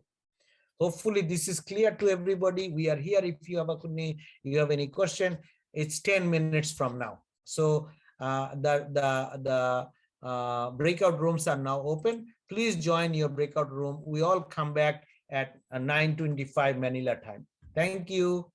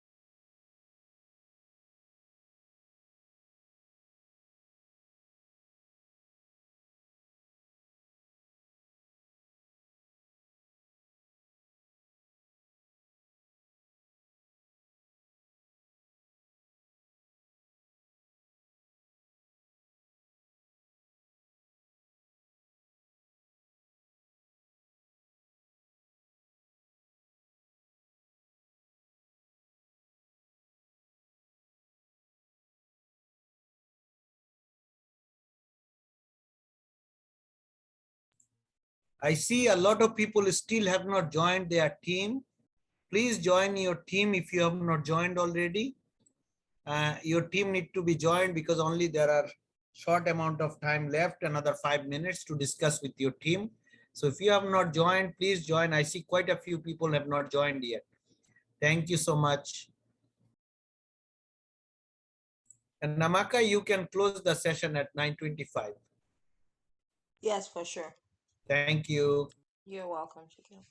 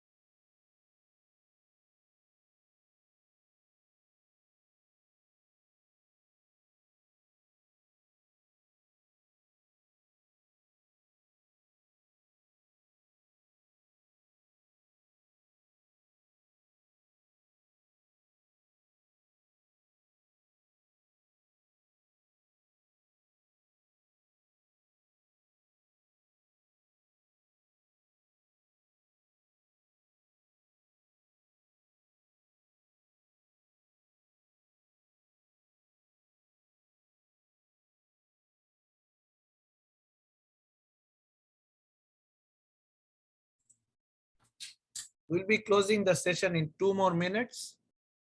2 more minutes. I have about 30 seconds, Shakil. Should I give a bit more time? Yeah, just give 1 more minute. I think it's okay. Okay.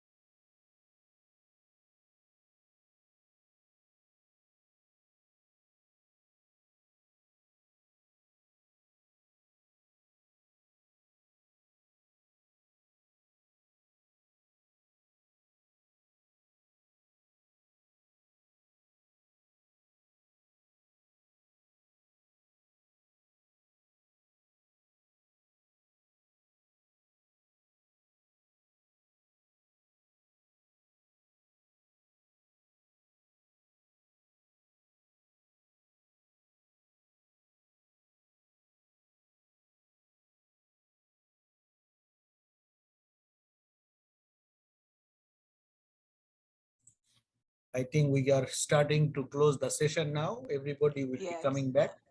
Okay. I'll close out. It takes a minute for them to come back.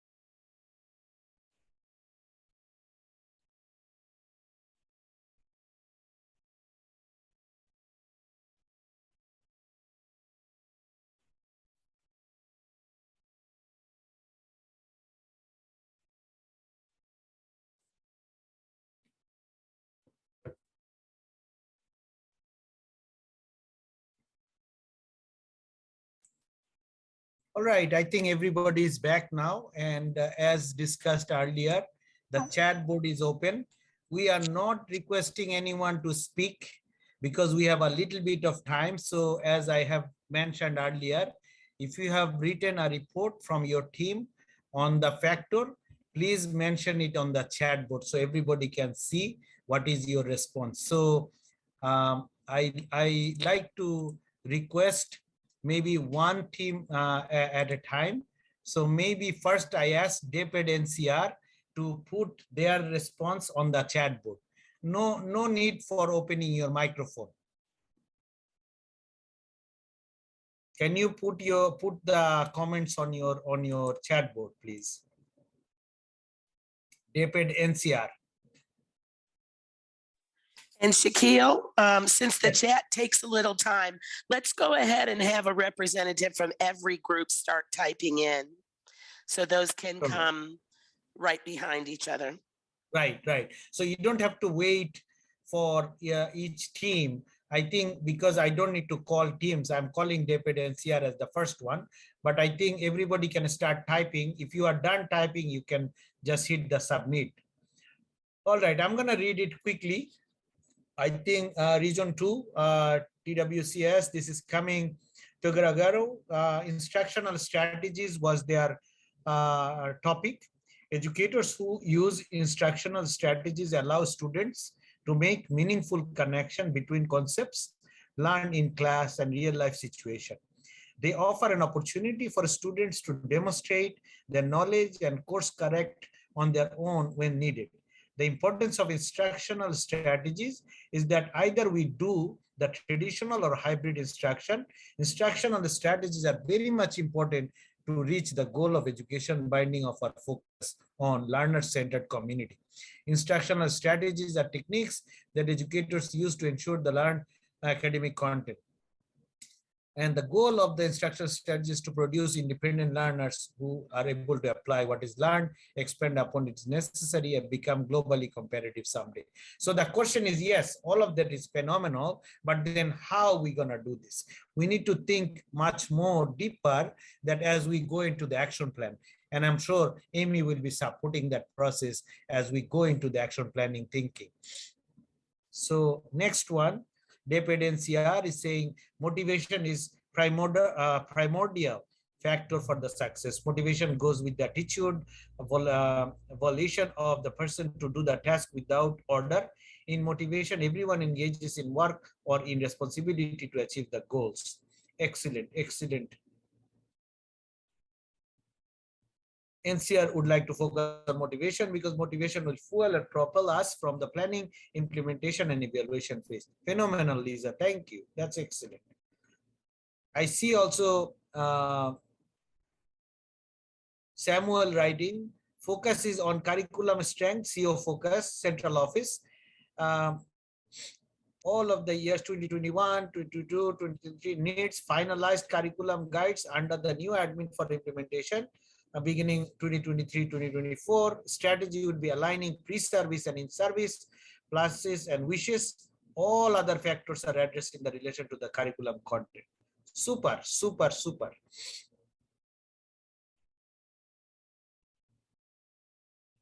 I think region 3, Rhoda is writing, reporting, choose number 9, motivation also as a factor for success. Students should be motivated to learn. They should be provided with opportunities for children to learn in an engaging environment for more learning to take place. All children are intrinsically motivated. All well-balanced learning environment, and that all teachers and the community are engaged to provide a nurturing learning environment for every child. I think the last 2 words actually is so serious that it is for all children. Thank you, Rhoda. Thank you so much. I think any other team, I think region 4, we are missing you. Maybe also region 2. I don't know if region 2 already wrote. No, I think region 2, we are still waiting. Region 2 already wrote, yes. So region 4 and regional offices already gave. Central office already gave. So I think we are missing maybe 1.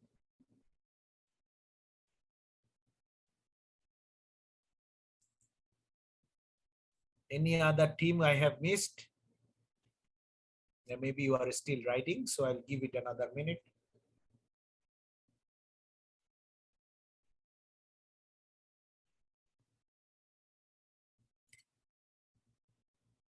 All right, I think this is excellent. I think we got the main essence of the discussion, and I hope this leadership discussion was helpful for you as you think about the future.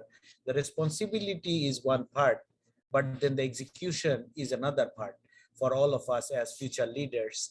And the leadership goes through different levels, and we all need to be very cognizant of that every level of leaders succeed in their own environment and the context. And are we providing the equipment, tools, and strategies to support each leader to be successful, including the teacher who is a leader themselves in the classroom.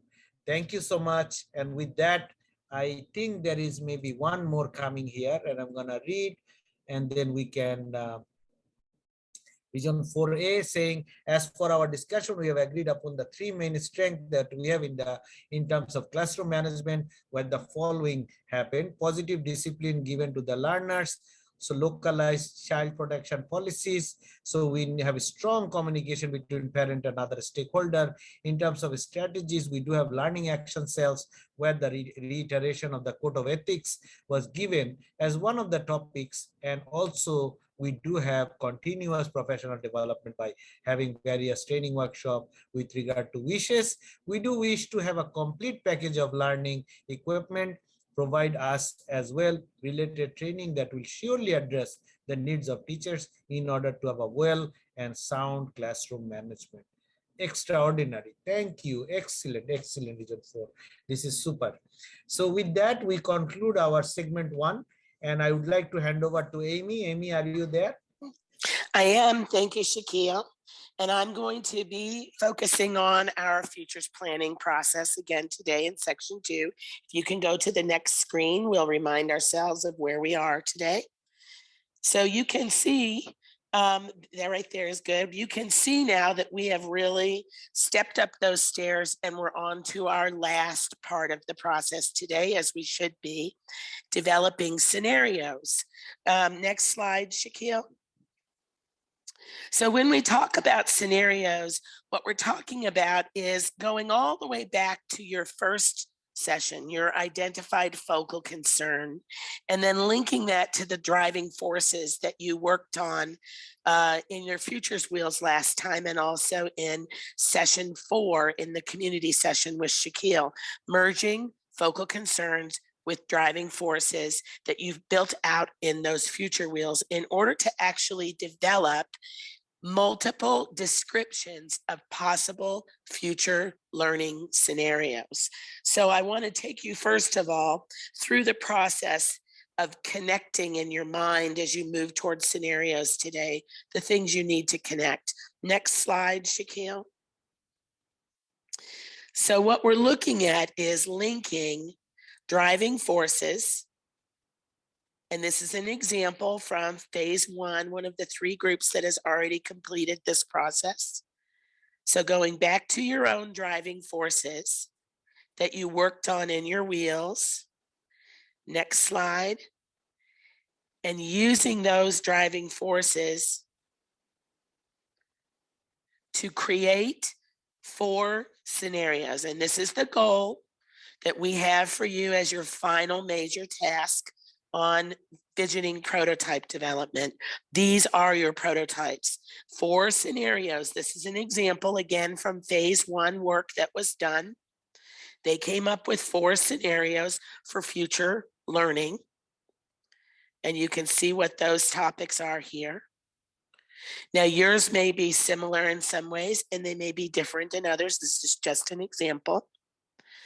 So going back to the driving forces that you worked on in your wheels to develop and really target very specifically 4 potential scenarios for future learning.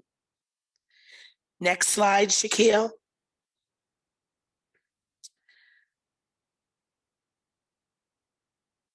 After we've identified those 4 scenarios, then your task will be to describe them. Now take just a moment to look at this.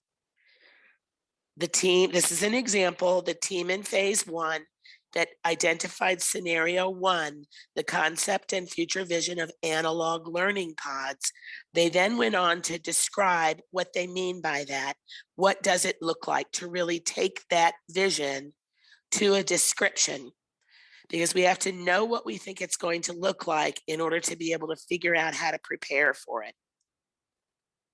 So you can see their description, draft description here. Next slide, Sakil.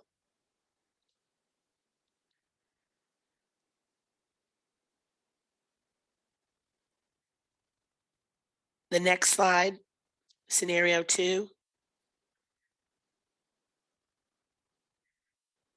Is also coming from the same group. They identified not only the analog learning pods as a potential future, but also open learning in the metaverse. And then they have to describe what this actually means.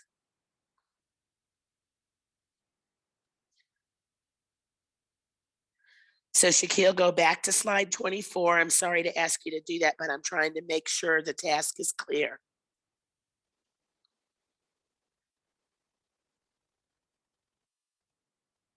Do you want the scenario 1? 24, slide 24, the 4 scenarios, please. Yes. Thank you. So here's your task today where we're beginning. Identify 4 scenarios. Back a slide, please, Sakil. There you go.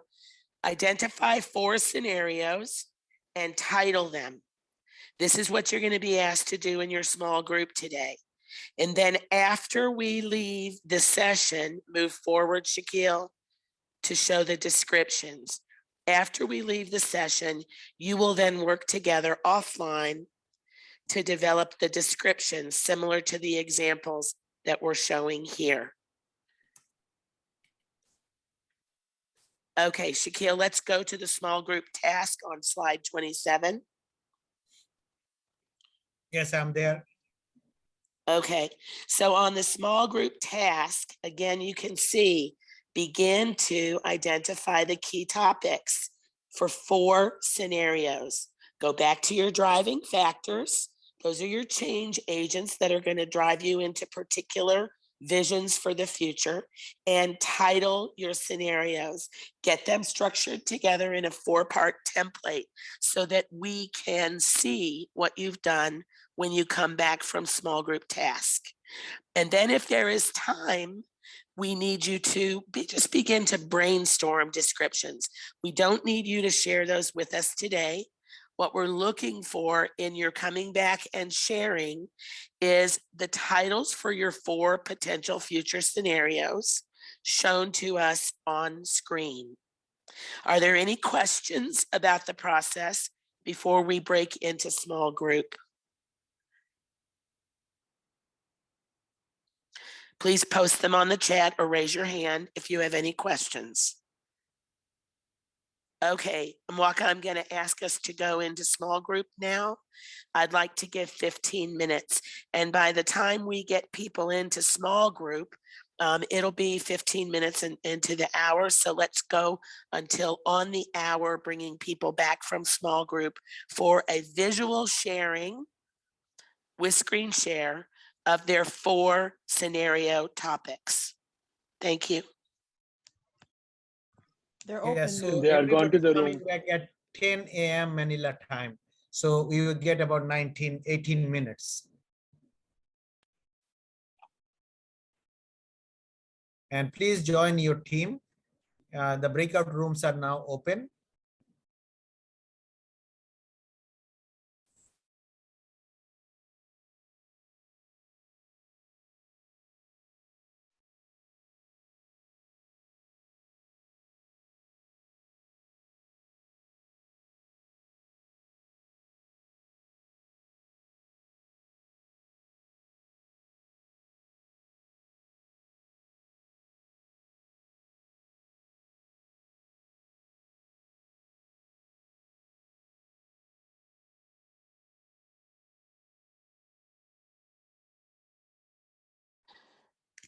Can we, Sakil, now go back to slide 24 in case they come back out of group and they want to see these 4 scenarios in structure?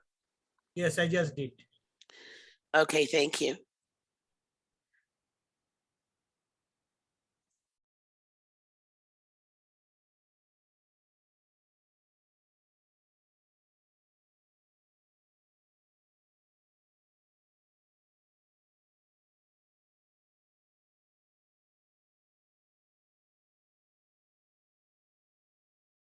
So Sakil, you want them to come back at 9:50 our time? No, 10 p.m. and they are 10 a.m. Okay. Okay. I've set And the then alarm for 10. Suman, we're then going to need probably about 10 to 15 minutes to close up this section and really get them prepared for that final piece of work of writing descriptions.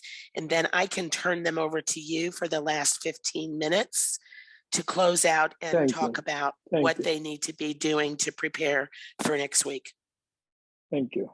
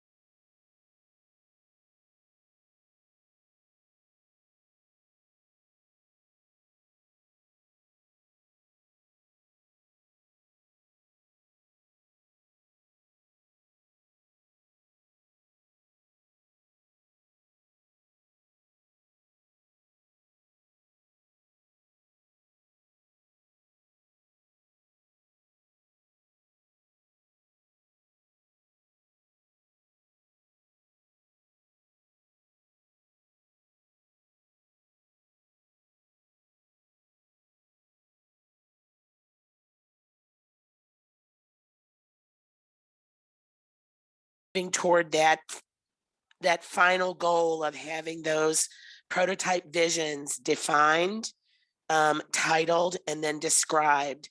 And so today you were asked to simply identify your 4 potential future scenarios that you're going to be working on as we leave this session.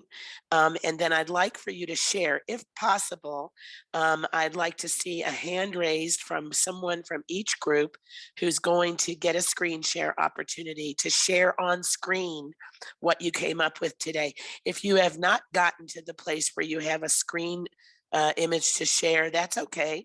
You can just talk to us about what you have. So if we can look for whoever is organizing the screen share capacity, if we can look for hands raised for people to share what they've done in small group.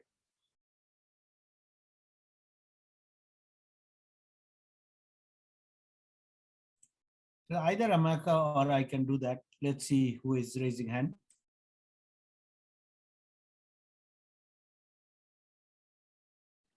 You call by the group? Yes, please. Can we ask Dependenciar, someone from Dependenciar?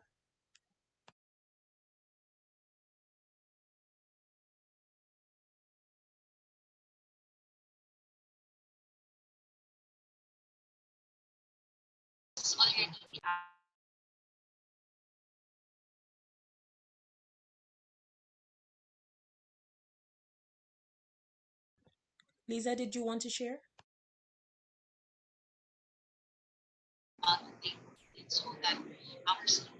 Good morning.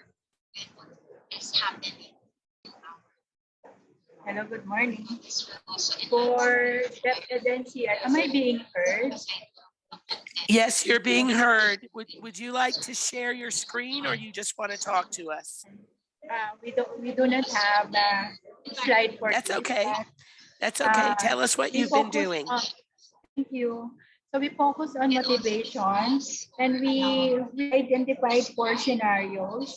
4 scenarios include learners, parents and community, teachers, and educational leaders.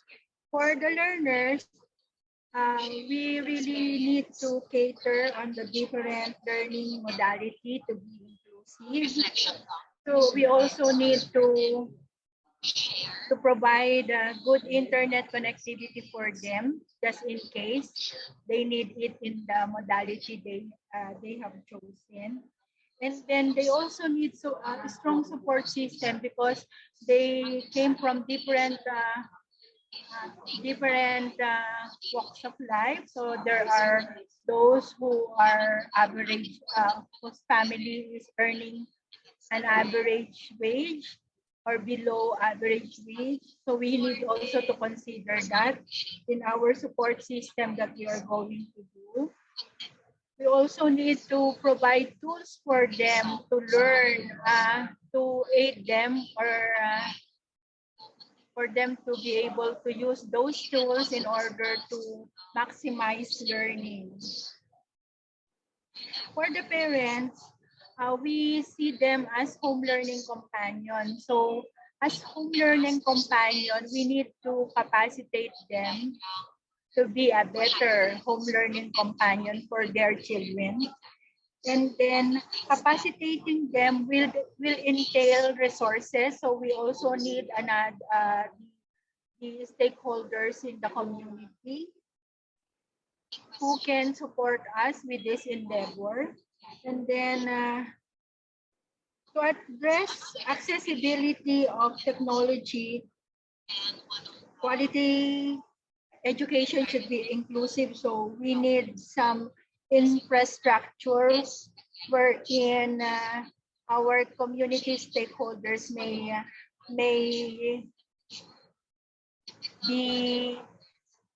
accommodate as provider in their social corporate responsibility.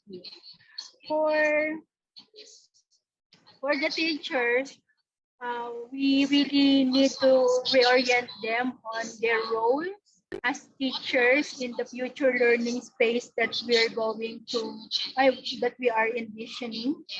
And they also would like to have a certain degree of academic freedom so that they can contextualize and integrate lessons, even though they are not explicitly written in the curriculum, for as long as it is related and it is within the bounds of inclusivity and the bounds of what should be taught in the level they are teaching. Or they also need motivation, right? So they may be intrinsically motivated because they really know their roles, and extrinsically motivation because there is well structured praise system or recognition system for their competence in teaching. For educational leader, since educational leaders are already motivated, we need to be deeply motivated. So more motivation through the policies that will ensure sustainability and affirm the future learning space we envision to have in NCR. That's all. God bless us, everyone. Thank you, Lisa. Very nicely described. And as your group moves forward, I want to challenge and encourage you to think across those 4 areas: teachers, students, community, and resources, and begin to link them together to develop descriptions of 4 possible ways it could actually look in the future if children, teachers, community, and resources are positioned in the ways that they should be. And to go back to those sample scenarios from the PowerPoint today, looking at those descriptions as well to help you build out your vision into clear descriptions that can be shared with others as we come back for the closing post-training session. Do we want to call on another group now? Yes, sure, Amy. May we please have someone from DEPED Region 4A, Tanawan, please?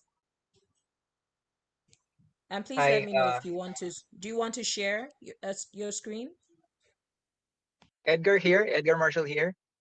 We don't have a presentation, so I'll just walk through. It's okay. Tell us what you've been doing. The output. Okay. So for our output, the first scenario that we identified is beefing up on our mobile education. So on the previous discussion, we kept on mentioning about learning everywhere and anywhere. So we wanted to really realize that in terms of beefing up on opportunities or options for children to really learn and have this realize the access to education, to quality basic education. So this includes improvements on the ALS. We have what they call this 5D hubs that are mobile, a bus that can carry out education and stuff like that as examples, or different projects that would beef up mobile education. And then for the next scenario, we're looking into being the focal concern, by the way, the hybrid learning modality. For our next scenario, we're looking into creating a learner-centered classroom setup. So this is for the classroom setting, the face-to-face interaction. So if kids are going to be going into the physical schools and classrooms, we wanted to have classrooms that are very much conducive for learning. So this has the setup for safety and security, interactive classrooms that are ICT based or has the Wi-Fi connectivity as well, so that it can support the objective of having this hybrid learning modality. And then we're looking into also the third scenario, which is the cyber classroom. So if we have physical, we also have the virtual, which we call, by the way, the titles here are still drafts. So we're still looking into giving them more feasible titles or appealing titles. Of course, For cyber, of course. Yeah, for cyber classrooms, we're talking about not just setting up an online or not just the connectivity being the concern, We're talking about safety and security as well, addressing cyberbullying, those kind of stuff, disinformation, misinformation, as well as much as we presented this morning in terms of our presentation during that time. And then for the last scenario, we're looking into learners empowerment. So as we mentioned this morning in our presentation, we wanted to realize that learners would be as one of the consequences or trends that would be emerging in terms of hybrid modality. We want to see them independent as independent learners, very much responsible of their education because there are a lot of options. So we're looking into empowering them and then realizing the learning anywhere and everywhere and whatever modality, and then looking into how the community and other stakeholders will be supporting them as well. So those are actually what we came up for that short, very short moment, and hope that this works as well. And we're trying to be developing this along the way. So thank you very much. That's all for Tanawan City. Thank you. Thank you, Edgar. Nicely done. And that was actually exactly what we were asking you to do in your small group. And I think you made a great point that we can reinforce with others. Your titles there are draft and your descriptions are still flowing. This takes time to really get the power of the language in place so that those visions can be clearly described. And when presented to someone else, this is the critical thing. When you present these visions, these scenarios to other people, that they can actually visualize what you're talking about. And again, I want to reinforce for you as you move forward in your group to really think across the areas of learning. As you describe each of those potential scenarios, remember to look at issues of curriculum, teacher pedagogy, leadership, resources, student learning, technology, all as integrated parts. So when you look at your final descriptions of your 4 scenarios, double check and make sure that you have really addressed all stakeholders, their roles are present, all other issues related to a quality basic education are there as well. Thank you, Edgar. Can we go to the next group, please? Call a group. Yes. Deped Region 2, Tagagaral, please. Anyone from there? Yes, good morning to everyone. The focus of our discussion is mainly delivery of instruction, since we are in the school level, and we have 4 different stages. The first one is giving teacher competence in the teaching learning process through various modality. And this way, we would attack and give importance on the pedagogy, basic numeracy and literacy, of course, looking into hybrid instructions as well. And of course, going back to this now normal situation, and as we have discussed back for our action plan on focus on basic numeracy and literacy, we are aware that during these past 2 years, some learners are not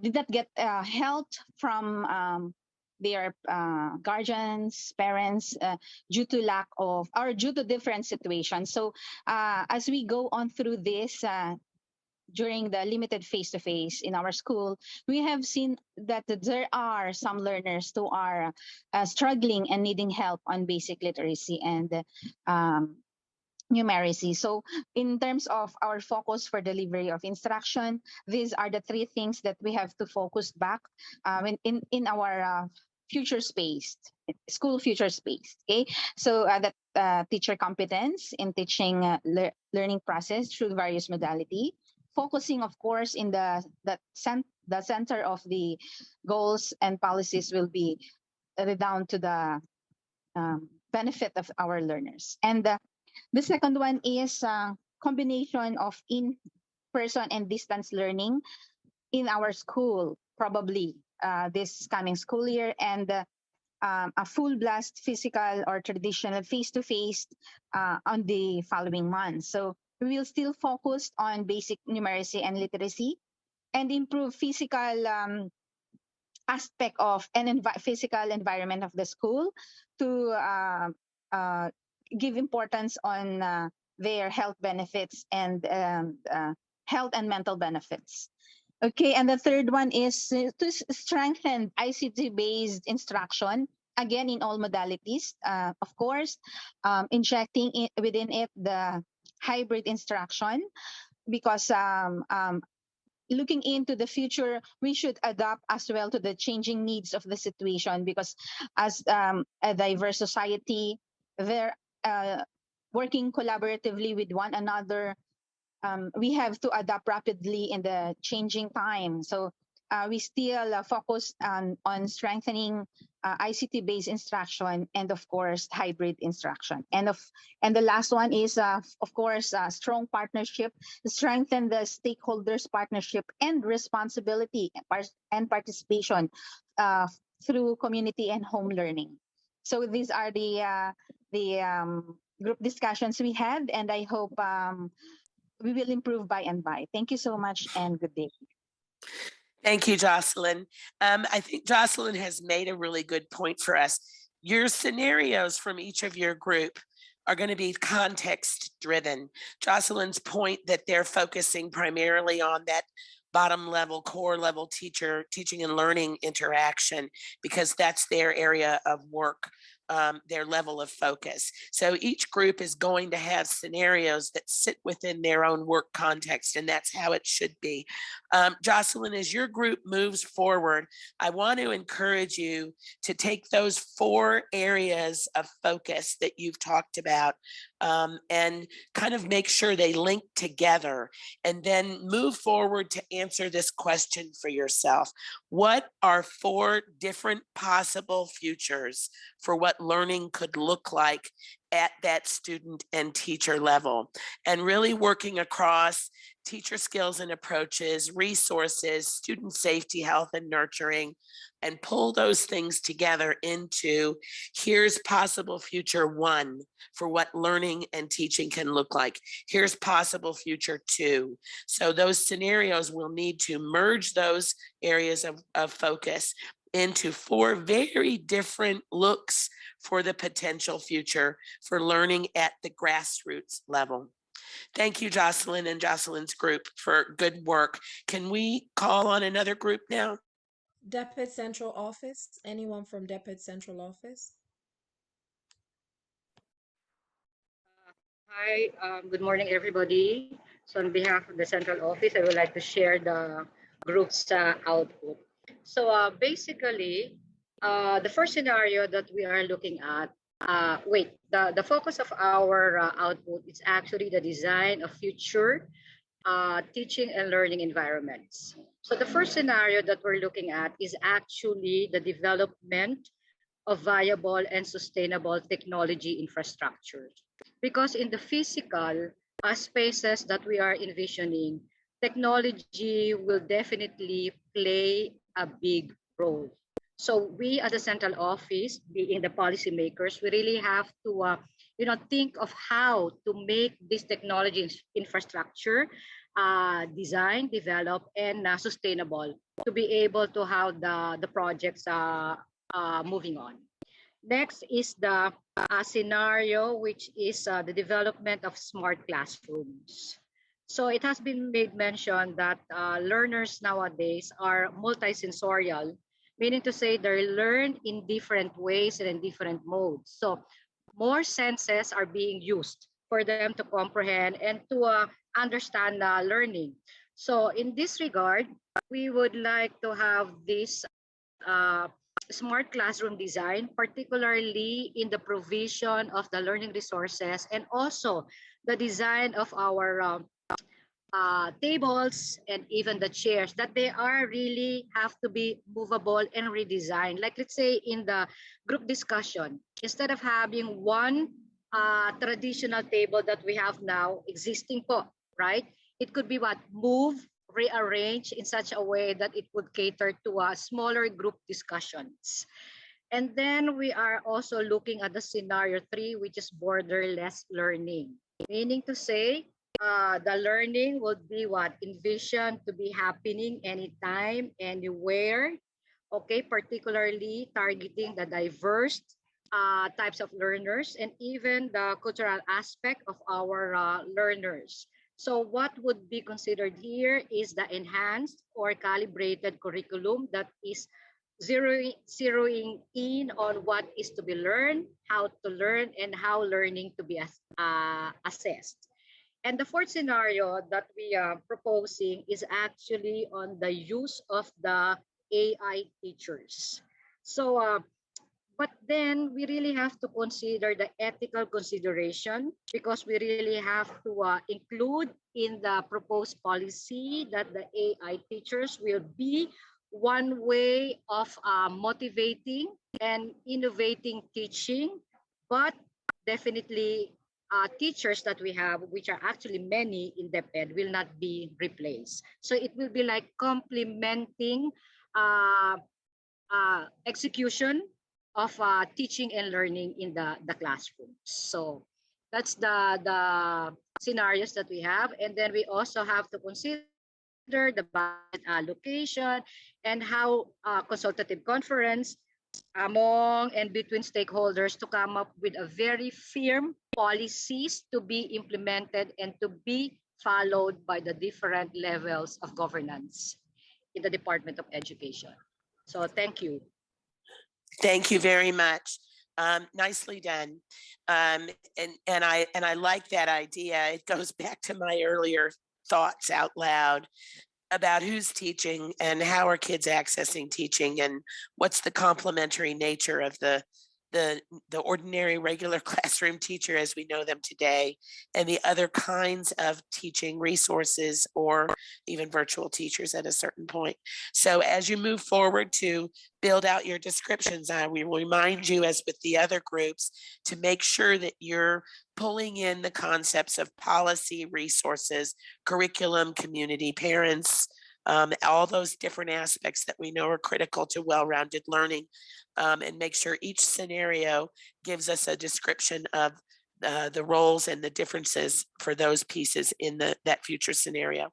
Nicely done. And I think we've got one more group today. Can we call on another group? Yeah, DepEd regional offices. Anyone want to share?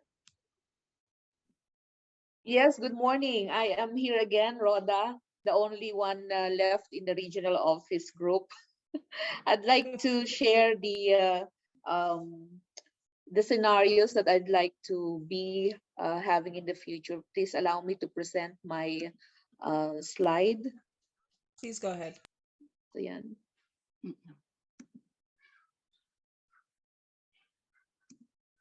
Yeah, are you now seeing my slide? Yes. It's coming. Yeah, thank you so much. The future scenario that I would like to see in our educational system is that that education should be taking place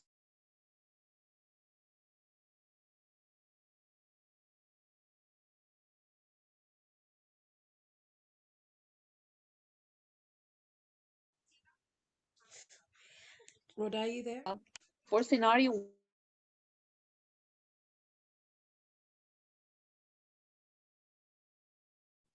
Rhoda, we kind of lost you. We can't hear you.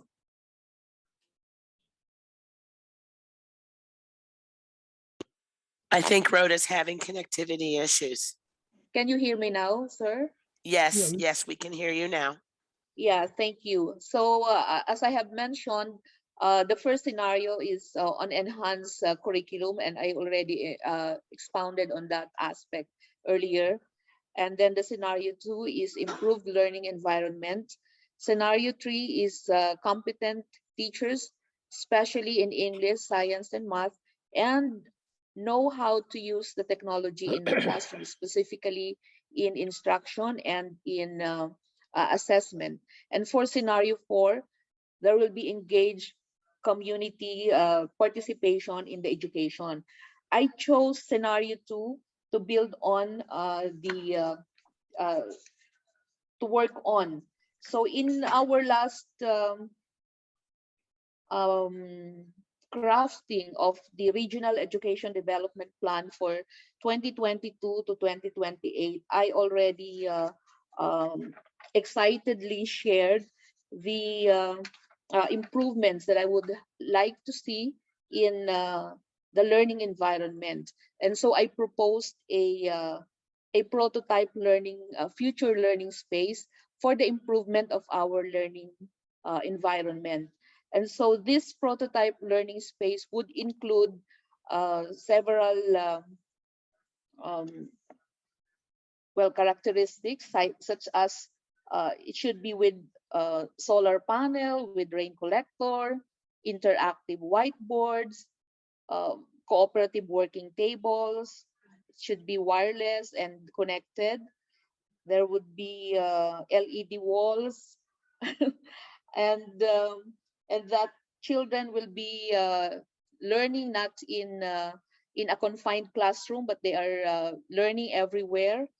They might be not sitting in a chair, but on a bean bag or a workstation or in a yoga mat. So I am really excited to see a future learning space for our children and for learning to really take place anytime and everywhere. So, but sad to say, the culture and the system as well as the technology is not yet in place in our classrooms or in our schools. And so that is where our community would be of importance, because we can, aside from the government giving the highest budgetary allocation to education, of course, we can tap our stakeholders, the whole community, to provide this kind of learning environment that we dream of for our children. So that's it. That's it. And I would like to thank everyone for listening. Thank you. Thank you, Rhoda. I heard you kind of laugh when you talked about LED walls, but we really do want you to really look toward the long-term future on this, which is what you're doing, not just in the coming year, but in the coming 10, 15, 20 years. What is a potential scenario? What are 4 different potential scenarios for how learning actually looks like for the child, the teacher, the community, in terms of resources, finances, policy, curriculum, all of those things. So thank you, Rhoda. Sorry, my voice is going. We're closing out this section now, and this is our last set of work together. I want to remind you, sorry, hold on just a moment.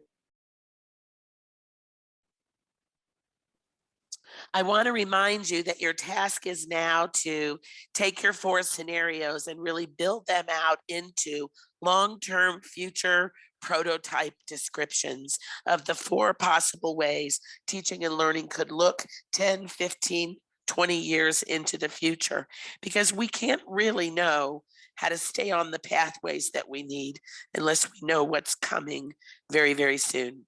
So I want to thank you, and now I want to turn you over to Suman for a closing today. Thank you, Amy. Thank you, Amy. And I think it was wonderful today. Like, everyone's participation was amazing, and everything was good. But for today's agenda, I am adding few more extra stuff, as you can see. So I may go like a little over a few minutes today.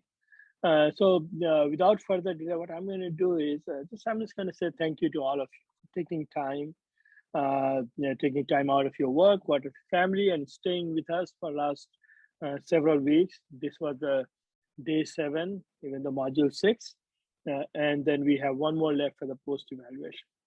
And how we designed the program, there were lots of people involved. Of course, Amy and Sakil are the key behind it. And to run the program, we had our colleague here, Amaka. So what I'm going to do is I have added 2 more things to the agenda, which is very quick. I'm going to ask Amaka to come up and give the little perspective or reflection, because Amaka, without you, I couldn't even do it. This whole 6 weeks made you a technical person, which you are not. And so Amaka, can you come up quickly and give your observation and your reflection on last several sessions that you attended? Sure, sure, Suman, and thank you so much. I'm really grateful to have participated in these classes and taken this journey with all of you. I think this is an excellent program. I've been so impressed and encouraged by the level of participation, the passion that everyone has shown.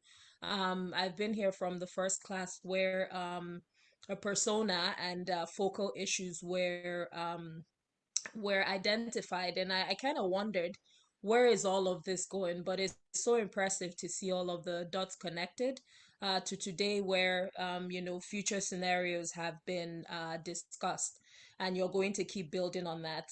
It's true that I'm not a technical person, but I've been really excited to go on this journey and be a part of the team, kind of monitoring things behind the scenes.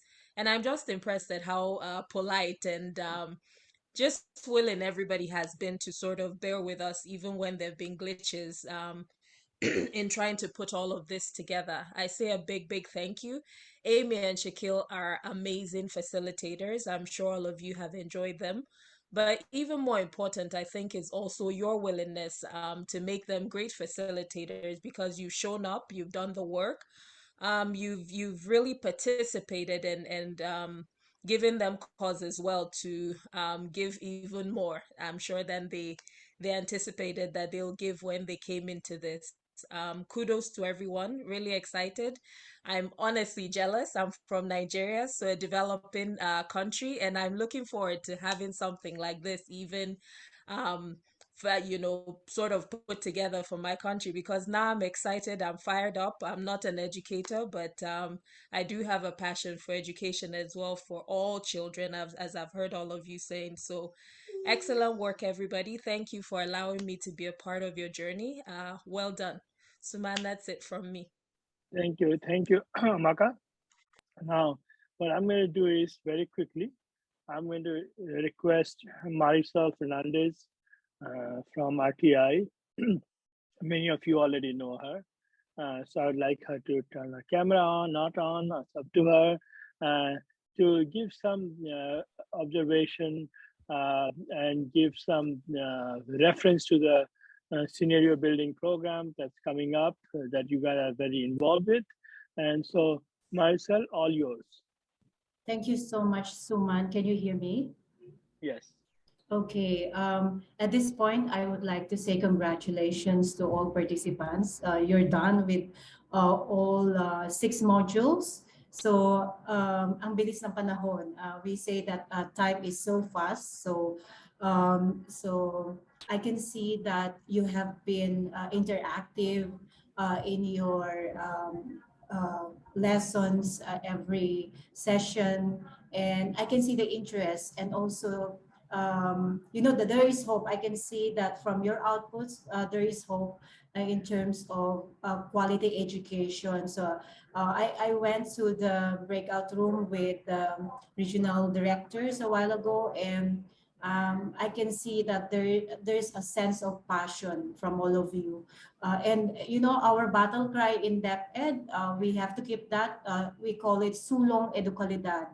Moving forward for quality education, and that is very important. So today is the last day of your IDI live course lesson, but we will have another component of the course, which is the prototyping. And I would like to make some announcements that there will be some changes with the schedule of the prototype developments. So tentatively, the venue, because this will be a face-to-face session, it will be at NEA Baguio. So we will be all going up to Baguio, not on the first week of August, but it will be on August 15 to 19. So I would appreciate if you block your dates for that prototyping. And I understand that one of our trainers is here observing. She is Samantha with Chico. Sam, can you say hi to them?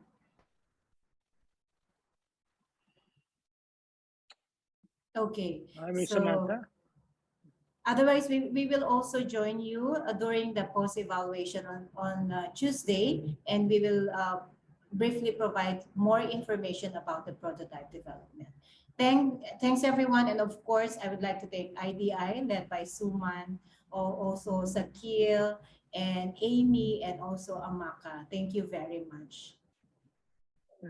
Thank you, Marisol. Thank you. Thank you for a wonderful note and important announcement.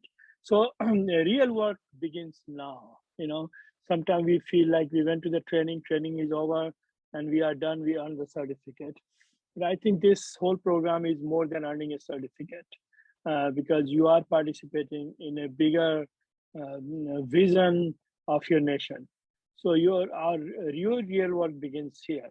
Might be Sakil, mine, Amy, and Amaka's takes a pause here for Philippines for a while, but your begins right from here as soon as we log out.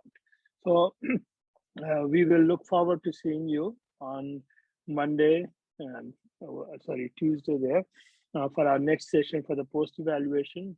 And you will get the instructions if there is any assignments or there's something Amy would like you to do or still. I will send the email, and hopefully you will all go back today in a few minutes and complete your evaluation for this session. This is the last one. So let's try to do 100% of the evaluation for the last one. And you will also complete your action plan. So action plan, I have received most of them, but if you have not sent me action plan from the last class, the 5th module, and the 6th one for today, you're going to complete it, please send it to me, because those modules are going to be really, really important for what and how we're going to report back to the DEPED and RTI. So your action plans are really important. We will be sharing them with them, and that will play a very important role for going forward for DEPED to make critical decisions. So please don't forget the, we call that evaluation. And without further delay, we don't give out candy, but we give out more important than candy. This is the last book for this module 6. So this is the book you're going to get today. It's because thank Sakil, and Sakil shared with me to share with you guys. School Leadership That Works, From Research to Result. As you can see, this is going to be really important for you. It's a school leadership. That's where we focus on today's topic. So you expect this in email or WhatsApp from me.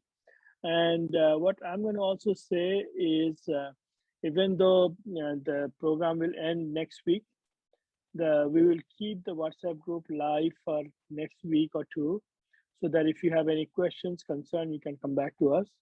LinkedIn group is going to be there, active all the time. So you can always come to LinkedIn and reach out to us for anything, any questions. So with that, just quickly ask Sakil and Amy if they have anything to say. If not, then I will call it an end. Sakil, Amy? I'm going to just say something briefly before I turn it over to Sakil. I just want to thank everybody. We do a lot of work in a lot of places, and sometimes it's not always nurturing to the facilitator, or it's not always real engaging or interesting. People have a lot of challenges in their lives and a lot of goals, and sometimes those are not focused on the training that we do. But with this group, I have gotten up at 1:30 in the morning now for these sessions, and I have not minded it one bit, because this work for me has been food for my thinking. It's been very nurturing. It's an incredibly professional and collegial group of people, and I feel just very thankful to have been asked to participate. Thank you, everybody. Sakil, over to you. Of course, extraordinary. I think the most important thing for me was that how much I learned. Any opportunity like this is extraordinary, because meeting 40 plus people from Philippines, learning from each of you was just extraordinary. I could not have done it in even 40-day trip in Philippines. Learning from each region, learning for each unit, so much in-depth knowledge, the commitment for your own environment and the country, for the children of Philippines. This is just extraordinary. I'm grateful to all of you for your participation, for your friendship, for your collegiality, and also the commitment that I see. Absolutely, I'm sure that the future learning in Philippines will be extraordinary, and we are proud to be part of this. And we are grateful to all of you giving us the opportunity to be part of this. I also would like to, I know Suman has done that, but I also would like to thank USAID Philippines. We also want to thank RTI International, all the colleagues from RTI and USAID and DPED for the opportunity, and we are grateful for that. Thank you so much, and mabuhay. Suman? Thank you, Sakil, and wonderfully covered. And of course, we couldn't do it without RTI, USAID, and DPED. Thank you for giving us an opportunity. And may I request all of you, if you can, I'm not going to force this on Amy, but everybody else, if you can turn your camera on, we can take a nice group picture. You don't need to dress up. This is wonderful. I'll just give you an example. I went today with we have a guest here from out of country. He wanted to buy a suit, so I took him to a store. In US now, they don't sell a men's suit together anymore. Very few places. So they sell as a separator, as a jacket and a pant, separate. Why? Because work from home has spoiled us. People just buy a jacket and put a jacket on. So that's a wonderful flexibility that work from home has provided to people. So he was really struggling. He couldn't understand because he is not from US. He is visiting from out of country, and he wanted to buy a suit. So let's turn the camera on. Thank you so much. Let me just quickly one, and I'm going to go to the next one, next screen. I think I have the next screen almost done. Marietta, please don't block your face with your finger. Yeah.